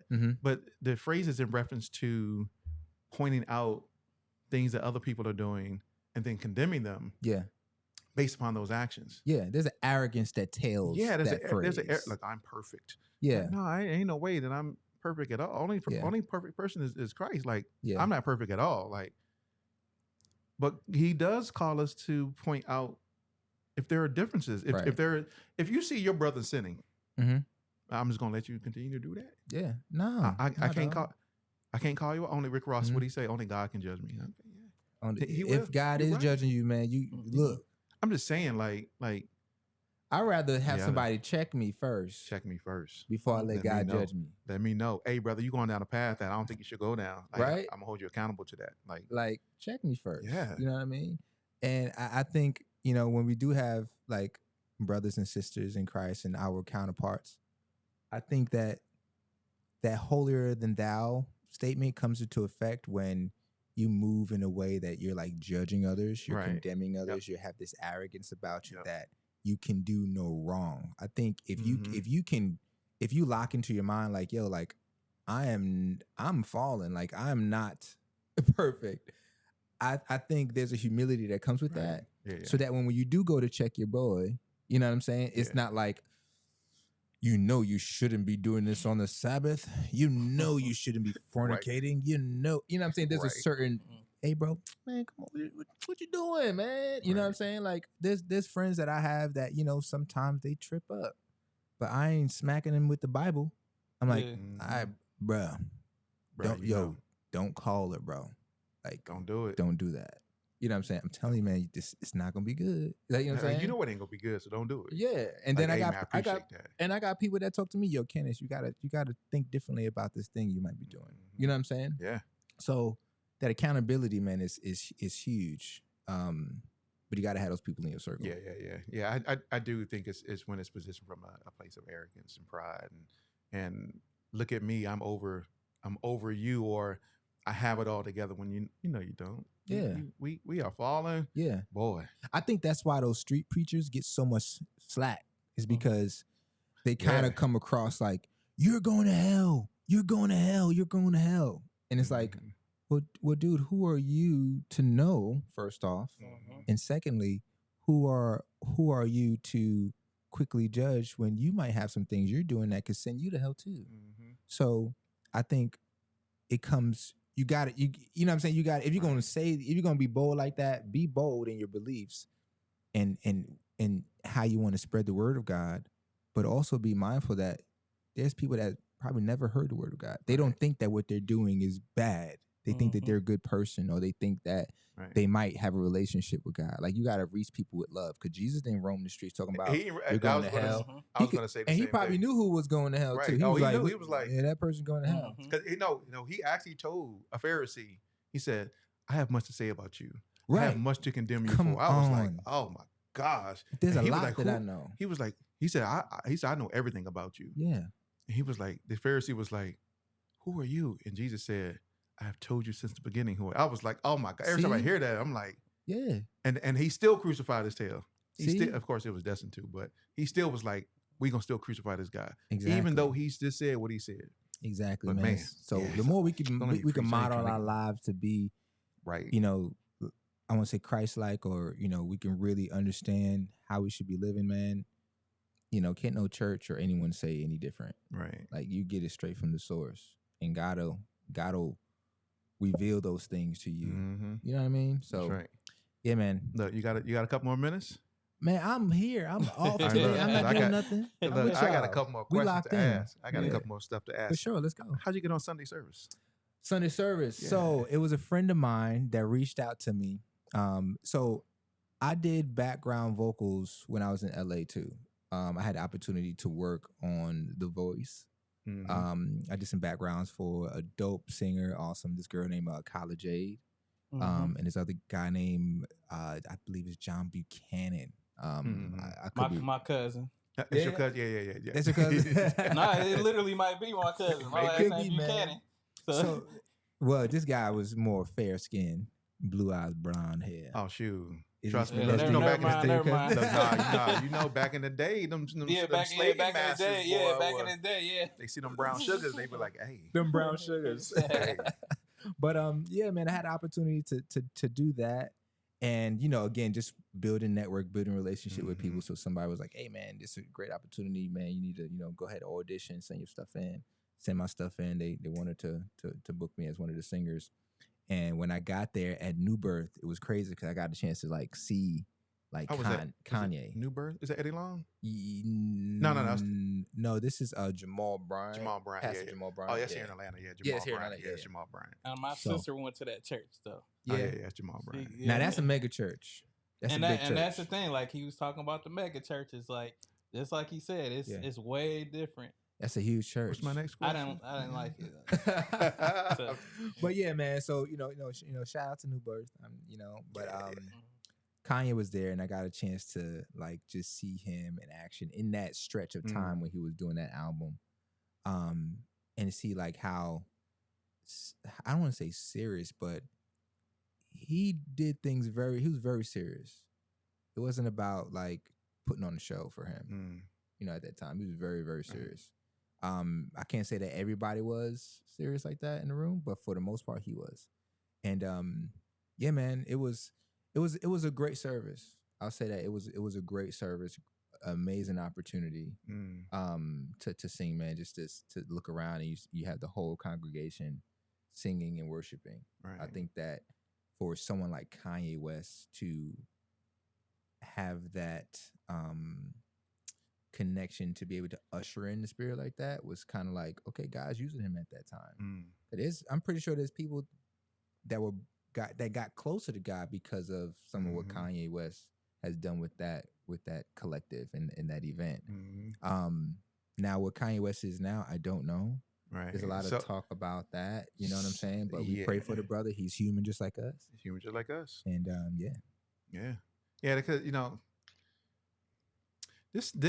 this show here is not like some of the other shows that exist out there, where it's kind of more of like we don't really talk about the culture in that way. You know what I'm saying? Like, and that's because I'm not a gossipy type of guy, right? Yeah. I don't like pocket. It is what it is. I don't like podcasts that gossip. Yeah. You know what I'm saying? Or that just. But I gotta ask. I still gotta ask. It's part of my inquisitive nature. Yeah. Because you mentioned it, like where Kanye is now. What do you think about that statement that he made? I think was it on Sway? And I can only say that I've only saw it in reference to a clip. Yeah. I didn't see the full thing, right? Okay. Where he was mentioning his relationship with God. He said he had asked God for certain things, and those certain things didn't pass. And so his relationship with God kind of took a different direction, because now he's saying that I have to make sure that I do these things and I provide these things and I ask God for these things, and he never really gave me the things that I was asking for. And I know I'm summarizing. He never really gave me the things that I was asking for. And so because he didn't. Now I'm this is the amplified Bible. Yeah. Right. Because he didn't give me what I asked for, I'm going to walk a different way in relationship with him. Because of that. Should God give us all the things we always ask for? No. And I'm saying that right now, very confidently and boldly. No, you shouldn't. Because, and this is just my experience, and I don't like to think of God like a genie. He's not a genie. Like, I don't want to rub a lamp and rub my hands out together like, and pray and like say, Lord, this, I want this, I desire this, and it's supposed to happen. Right. And I think the reason Kanye probably said that statement is because he doesn't understand fully how the character of God. I don't think we all understand fully God's character. We don't. His ways are not our ways. His thoughts are not our thoughts. We don't know, right? However, I think that's one characteristic that even in the Bible, I'm trying to remember who it was. I don't know if it was Joseph or someone, but I'm trying to remember who it was, where he prayed and asked God to remove something from him. And God was just like, my grace is sufficient. Right? Paul was like, Paul had that thorn in his side. The thorn in his side. That's right. Right. So that should give you the story about the things that God uses to build character in us. Because if we got everything we asked for, where would we be? Right. We'd be like, what's the movie with Jim Carrey? Where he was playing God and he gave everybody everything. God Almighty? Yeah, God Almighty. Yeah, Bruce Almighty. Bruce Almighty, sorry. Bruce Almighty, right. So like, I think that, like, for instance, you don't get, because God is, God sees us no matter how old we are, no matter how much we've walked with him, how long we've walked with him, we're still children of God. And as a child of God, whether you're following God or not, like he's not going to give you that stuff. For instance, like our children, like when they were 5, like there were things we weren't going to give them. Yeah. Like there's certain things I'm going to give you when you're 5, and there's certain things I'm going to give you when you're 18. And then there's certain things I'm going to give you when you're 25. And then there's things I'm probably not going to ever give you because I know that that's not going to be for you, right? So I think that Kanye, in that sense, probably because of the magnitude of his success, you know, he probably thought he can get whatever he wanted to get. Right. And he probably just didn't understand. That statement shows me that he might be in a space where he's not understanding what God is doing with him. And instead of deciding to take another route or having someone tell him, hey, man, or having someone to kind of show him or to help mature him in understanding, it's like, yeah, like I'm just going to go another way because I didn't get what I wanted. Right. So again, I think we all can grow. We all have room to grow. And I think that was just a growth opportunity for Kanye. So not to put you on the spot. No, that's cool. Make this whole interview like a religious conversation. No. It's whatever. We talk about whatever, like, man. Look, do you... I'm going to ask the question, right? Y'all, oh my gosh, yes. Do you think that's because... how do I want to phrase it? I'm going to phrase it just like this. Yeah. Do you think that's because of the messages that are currently preached in churches today that is all about prosperity and what God can do for people? And because the majority of the message that you hear in churches today is all about prosperity. Well, I don't want to say not just... It's all about prosperity. It's all about what God can do for you. It's all about... I heard a preacher the other day say that in the Old Testament, you know, we serve God, but in the New Testament, God serves us. Now, whatever context he wanted to say, he said this in is kind of crazy, but I'm just gonna say that's that's my perspective. Yeah, is that I think statements like that from anybody, whether it's Kanye or from a regular person, has to do, and I could be completely wrong about it, has to do with the fact of how churches are today communicating messages around prosperity and wealth, and if you do this, God will reward you, and do this. Like I rarely hear messages in church. Now, granted, I don't listen to a lot of preachers. Yeah, I try not to listen to a lot of preachers, and I don't hear a lot of preachers talking about Jesus though. I heard a sermon the other day. I guess then I'll let you answer the question. Yeah, for sure. I heard a sermon the other day from Vaughan. Okay. Oh my gosh. It was just about Christ. I mean, that's literally what the whole service was about. It wasn't about what Christ can do for you and how much money God can give you and about the house you got and the blessings and the car you drive and about your relationship with this person, how God gonna take you through it. And, you know, it was just about Christ, bro. It was just... that's good. Literally. Yeah. About Jesus and who he was. Right. So I guess my question is, do you feel that the tactic today of preaching about prosperity is what leads people to have this viewpoint about God in that perspective? If my question makes sense. Great question. We have to, well, I don't want to say we, but I think understanding that here in America, that the concept of church is also an organization that has funding, that has backing, and even though the church still has its own internal resources to do some of the work and to be able to help communities, there's still some time an overarching entity that still controls some of that. So I had a conversation with my pastor back in LA, and we did talk about some of that stuff because he would share certain things like, man, I want the church to grow and things like that, blah, blah, blah, blah. And of course you want the church to grow.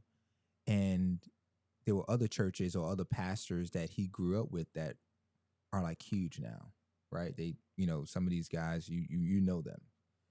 However, I asked him, I said, well, you know, they got these big old churches, or they doing it, you know, what's going on with you? He says, because I want I won't water down my message. I won't conform, because once you are in the control of an organization, now what you have to do is you have to make sure there's butts and seats every week. Mm-hmm. And if you preach a sermon or you preach a word that is not popular to society Mm-hmm. or that's controversial, what's going to happen is people are not going to want to come to your church, Right. which means less money on tithing, less money on offering, less money circulating throughout the organization. Circulating throughout the organization, and ultimately that church is going, because that church is going to fail at some point, because a church is, the building, right, still got gas, lights. So it still accrues bills. Mm-hmm. So those things need to be paid. So sometimes, the pastor, or they might have to stay away from certain concepts because it might just be too thick of a conversation, and it might straight, make people go away. Right. I think church these days really have an issue with that. That's why it's so hard to find a church that really speaks to your heart, or find, and that's why it starts with your own relationship with God, you reading the word, right. and, and doing that. There's people that I know that will go to a home church with like 10 people rather than go to a mega church with thousands, even though all those thousands of people might be, you might want to be around people because you want to fellowship, because God still calls us to fellowship. Right. But yeah, man, because you start to understand, you start to realize, like, there's probably something else mixed into this. There's some sense of business mixed into this. Right. So when you try to mix the spirituality and the business, it can kind of feel like it's inauthentic. You know what I'm saying? Like, it's like, do you really want me to come to church? Because you want to pray for me? Or do you just want me to be another person that gets moved by your words so I can give tithe and be a member of the church? Right. So, yeah, man, and me coming to Atlanta, I got a chance to expound on my thoughts on that. Like I've got a chance to kind of like see a little deeper and understand it, because it even took me a while to find a church. So I go to a church called Revision Atlanta. Okay. And there's churches that are in conferences, and there's churches that are not, and there's churches that the conference don't want to deal with because they do things in a certain way that don't respect what the conference wants. So I'm with that church. They don't want to do with the right. You know what I'm saying? And there are even times that I have to say, hey man, I might need to, step back a little bit just so I don't feel so much of the organizational push, because I also sing on my praise team as well. Yeah. And, we're always like scheduling things and doing things and stuff like that. And, working in the church, you can get burned out. However, though, just to go back to your question, to tie it all in, I do think that those messages are pushed more than others because that's what's going to attract the people to the actual building. Right. Man, I appreciate you allowing me to indulge in some of those questions. Thank y'all for y'all. If y'all still watching at this point, you're like, oh man, I ain't know this was gonna be a Christian show. Oh man, I hope I didn't rub anybody wrong with that. It's good. It's real good. No, hey, look. Yeah, I ain't got. I don't care about that. You know what I'm saying? Like, hey, it is what it is. You know what I'm saying? Like, yeah. So then we can get back to the music stuff. Yeah, right? let's get back to the music. I had to kind of ask those questions. Yeah. So here's a question that I want to ask. Right. Okay. So not necessarily in this conversation, but in interviews, especially in our Indie Insights that we did. Yeah. In that Indie Insights, you shared about the profound impact of your personal life on music, especially in your song "No Excuses." Oh right? Yeah. Ooh. So how do you balance personal vulnerability with public performance in your music? That's a great question. So like with the growth of social media, like being personable is just like people love that now. With the growth of like reality TV and things like that, people don't always want the fluff. Like they want like the real of things. And that was something that I had to learn to be open with, like in the music, like, okay, like let me actually talk about this thing, and let me really put it out there, because music is also therapeutic. Excuse me. Also therapeutic. So just to give you some context about the song No Excuses, I never met my real father, and I knew very early on that my stepdad wasn't my real dad. However, I didn't love him any different. But I knew that there was somebody else out there that made me. You know what I mean? And as the years progressed, I got new information on the stories, on what happened. Then I got a chance to actually see his photo, to see what he looked like. And, you know, I got a chance to kind of deal with some of those emotions and those questions on my own. So throughout high school, I was more mad. I was more angry. I was like, hey, if I ever see him, I'll punch him in his face. Right? Just because. Right. Just on GP. Just because, bro, I'm gonna knock you out because you're a punk. You know what I mean? But then in my 20s, I got more curious, and it was like, let me find this guy, because I think I want to like talk to him. Like, I want to know what happened from your perspective. Right. You know, so I was able to kind of connect with some of his old buddies that was also trying to find him. And then I ended up finding out that he ended up going to prison when I was graduating high school. So he went to prison for like 12, 13 years. Wow. So around the time he was going to be released was when I actually found that information out and actually found the institute that he was going to be at, well, he was at. And I remember I called, and I remember I was trying to get in touch with him. And right when I called, you know, whoever answered, I don't know who they were. I asked for him. I said his name. I said, hey, can I speak to him? Is he here? And it was like, oh, yeah, he's here. And it was like, hold on one second. Wow. So that fast, I was going to have a chance to talk to him, but I hung up the phone. Oh, so that just tells you that there was so many emotions that I didn't unpack about this thing. And it was affecting how I fathered, you know, because I'm also a bonus dad right now. It was affecting how I fathered. It was okay, you said that bonus dad. Yeah, I'm a bonus dad, man. It's affecting how I processed who I was in terms of sense of identity. I'm looking in the mirror. I see this man in the mirror, and I see my mom, but I see somebody else. And it was hard to kind of put that together. And I got to a place where I wrote him a letter. You know, I found an address. I thought he could be there because he had got out at this point. I wrote him a letter and kind of saying, hey, man, I'm here. This is my number. You know, reach out. You know, I just want to just talk to you. You know, I'm not mad or anything like that. And I haven't gotten any responses yet. But when it came to this song, it was a song that I always wanted to do. I wanted to write about it and put it in the music and be fully authentic about it, you know? So that song was a sense of therapy for me, because the song is basically, it does not have a resolve.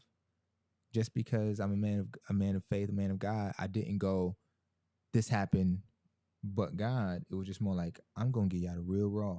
This is what happened, and this is where it is, and this is what's happening.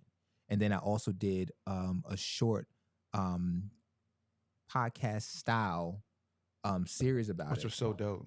Yeah, oh, you saw it? Oh, yeah. That's dope. Yeah, so man. Dope. So dope. And I interviewed my current pastor, who also experienced the same thing, and then like fellow artists and people. And, you know, it was able to reach people in a way that gave them some inspiration to either go and find or mend that relationship with their, you know, long lost father or mother or whoever.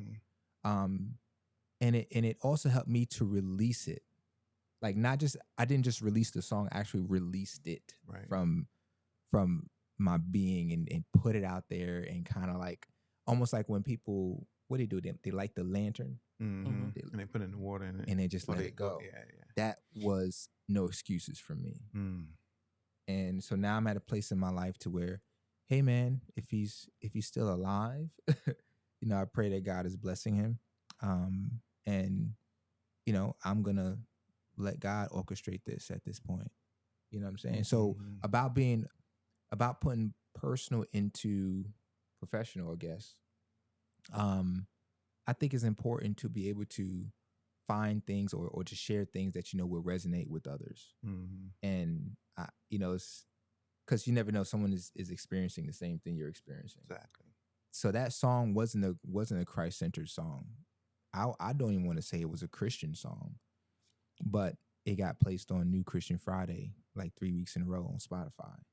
So that told me that just because I'm a believer in Christ and just because I'm a Christian, I'm a man of God, like I can still talk about other things. Right. I don't have to be siloed into these only 4, right. 5, 6 topics. Like our life should be rounded, and I say this all the time. Right. Like there's so much that pastor's going through that you have no idea, but because you see him every week preach the way you do, you think that that's the only thing he's dealing with. You know? Yeah. So yeah, there's a book called Faith Through the Eyes of Music. I think that's what the book is called. Yeah, it's dope. Crazy. Sure. I got to get that. Yeah, I think it's called Faith Through the. I'm sitting here like, I think it's called Faith Through the Eyes of Music. That book was wow. Please text that to me because I will read that. Faith text it to me too. As well. Yeah, you might need to read that. Eyes of Music. Let's see if that's what the I don't know the book. Oh, music. No, it's called Music Through the Eyes of Faith. Music Through the Eyes of Faith. I had it backwards. Yeah. This is by Harold Best. Yeah, this book right here. Can you send that to me? Man, that book right there is one of those ones. It's one of those ones. I'm gonna send it to you. It's one of those ones. Yeah, I'm gonna get that. Yep. And it kind of talks about that. It kind of talks about being a Christian artist and how you get boxed in. I mean, you get boxed into like, oh, you can only talk about Jesus in your songs. Yeah. Like you can't talk about nothing else. Only Jesus. Like, yeah, but I have a whole life. I have a whole life that what experiences that Jesus is in. What experiences? He's not just in this. He's in all these other things. All and let me go ahead and talk about this because this is going to give you some other perspective, right? Exactly. So, yeah, man, that's where I am currently. I'm at a space right now to where I want to release music that's just authentic. I don't want it to be boxed in. And when you meet me or you hear me or you see me, like you should be able to know, okay, that he's a man of God just by the way I move. You know what I'm saying? Is that what Chemistry is about? That's what Chemistry is about. He brought up the project. Let's go. Yes. So tell us about that. Tell us about Chemistry. So Chemistry is my upcoming EP that's gonna be released this year. Super, super excited for this project, man. Been working on it for some time. And Chemistry, if you know, obviously my name is Kennis, but like my life is a ministry. And you know what I'm saying? Yeah. So I really wanted to kind of like pull certain topics as like just a chapter of Chemistry and to release that to the world. You know, the name Chemistry was something that came like years ago, but I didn't understand it. I was like, I don't understand this. What does this mean? What does this project idea even mean? But as I grew and as you know life progressed and I got to this place where I was starting to work on a project, as the song started to be finished, as we created it, I sat back one day, I was like, this is gonna be Chemistry. I was gonna name it AWOL 2 and I had an AWOL 2 project. I never released it. It's sitting on my hard drive right now. You think you ever gonna release it? I don't know. Us artists, man, we make music sometimes right? And we just have it. We don't always release everything. Because, also, too, like, releasing a song these days, you got to have all sorts of things in line to do it. So I might release it one day. It might be like a bonus, like, hey, y'all, this is AWOL 2. Just listen, check it out.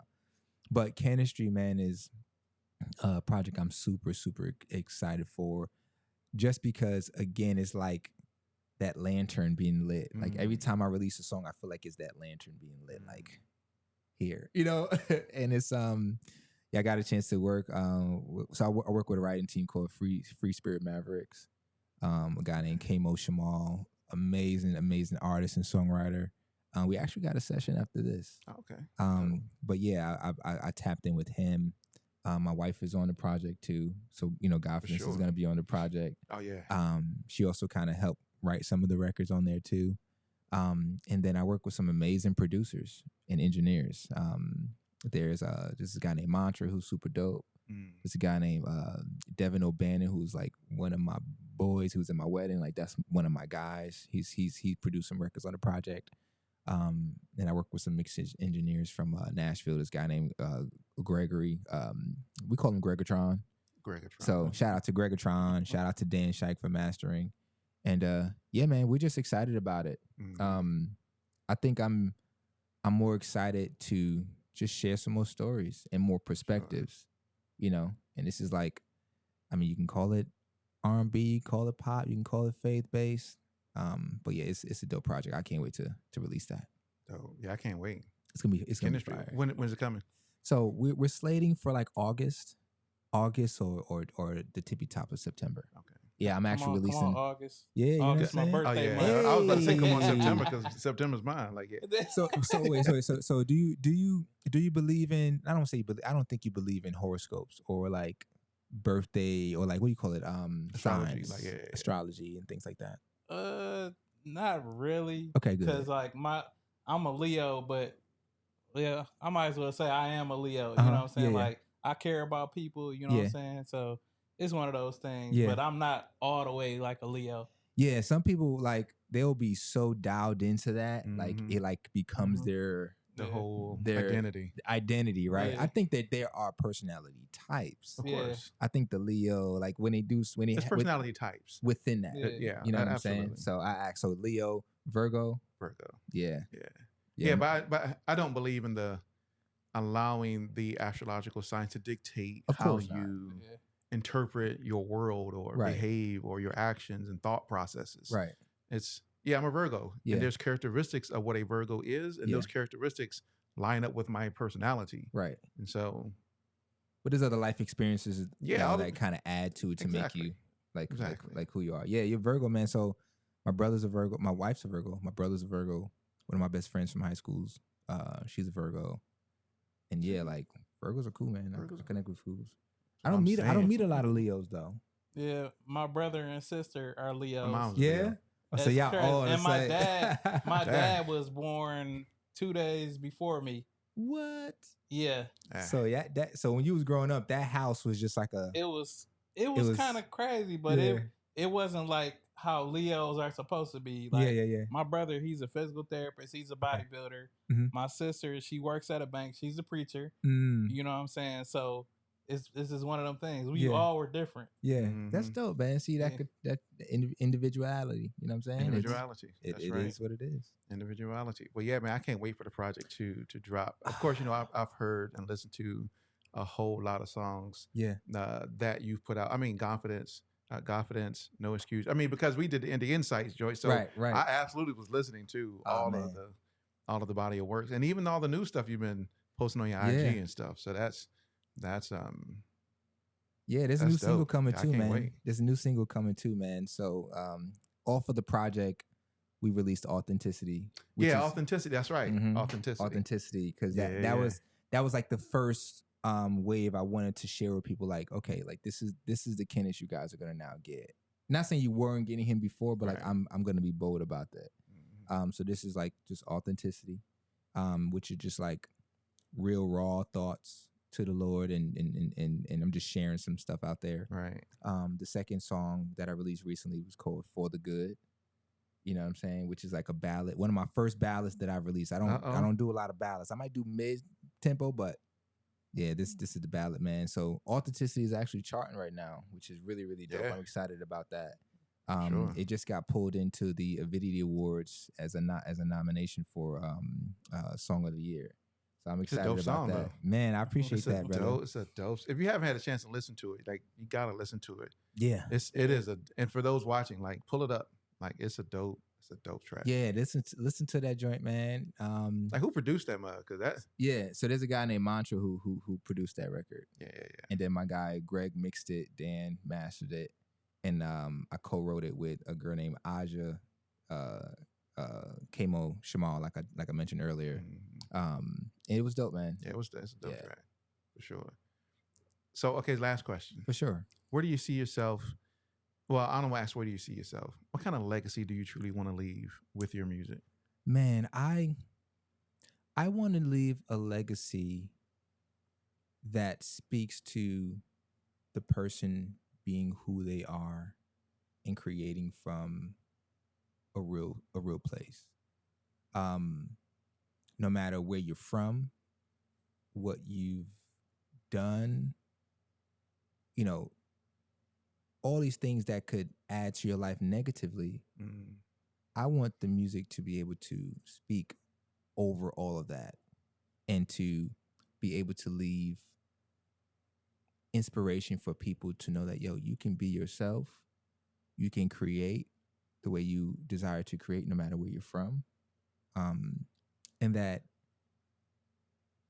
music should be used as a tool to connect with other humans and use as a therapeutic device, whether it's about having fun, whether it's about, you know, going out with your spouse, whether it's about giving God praise if you are a believer, whether it's about inspiring people, you know, whether it's about something that really got you upset, right? You know, and I know that there's artists doing that already, but you know, I want my music to really stand out in that way, and just even like when you come across my music, I just want it to be like nothing you've heard ever, and it sticks around forever. Well, as long as you want to play it. As long as you want to play it. But we call those classics. I want my music to be classic. I want it to stand the test of time, right. And not test of time because of the sound, but the test of time because it is what it is. What it is, right? You know, man, that's dope. Yeah, that's dope. Yeah, man. But man, Kennis is oh my gosh, bro. It's been dope having you on, bro. Like I know we dove into a whole bunch of stuff. We probably stayed longer than what we expected. Yeah. But so this conversation, man. I appreciate it, man. I love it, man. It's dope, man. It's dope. So last thing is, where can people get in contact with you? How can they follow you and engage? Yeah. So obviously on social media, you can follow me at Kennis Clark. So at KennisClark. I'm looking for a camera or something. But so you can follow me on all socials. My music is everywhere. You type in Kennis Clark, you'll find me. And also tap into my website, KennisClark.com. So there's a few other things where you can join my my newsletter, subscribe, and just kind of hear about everything that's happening and all the things to come. You got a website, y'all. Got the website. Yeah. Okay, so I got to ask that. See, you think having a website in today's music landscape is important? I think it's essential. You should have it. You should have one. You should have it. I know more people probably go to Instagram than an actual site, but I think you should have it. I had an artist telling me that one day. It was like, why do I need a website? I got Instagram. If Instagram decides to shut down today, it's a wrap. It's a wrap. It's done. It's over for a lot of people. It's but if you have your own website, you can capture all the data for yourself. Yeah. So you can have a sign up list, a mailing list. They can see show dates. I mean, there's so many things you can do on a website. You can push messages directly through your website. Yeah. So that's why I'm trying to put some focus. Yeah. For sure. Gotta have the sites. For sure. Get yourself a website. Get a website for sure. Well, it's Kennis, Johanse, of course, Vaughan. Ladies and gentlemen, thank you very much for tuning in to the Indie Unplugged. Greatly appreciate this conversation. Yes, sir. Allowing us to dive into some areas that we probably don't really dive into a lot. But man, thank you very much for being here. Of course, man. It's an honor. Thank you for tuning in, ladies and gentlemen. That's it, I guess. Peace. We don't have like an outro. We're still trying to figure out what the outro is going to be like. Like Don Cornelius. Love, peace, and soul. Something. But we'll come up with something. But for now, it's peace. Hey, peace.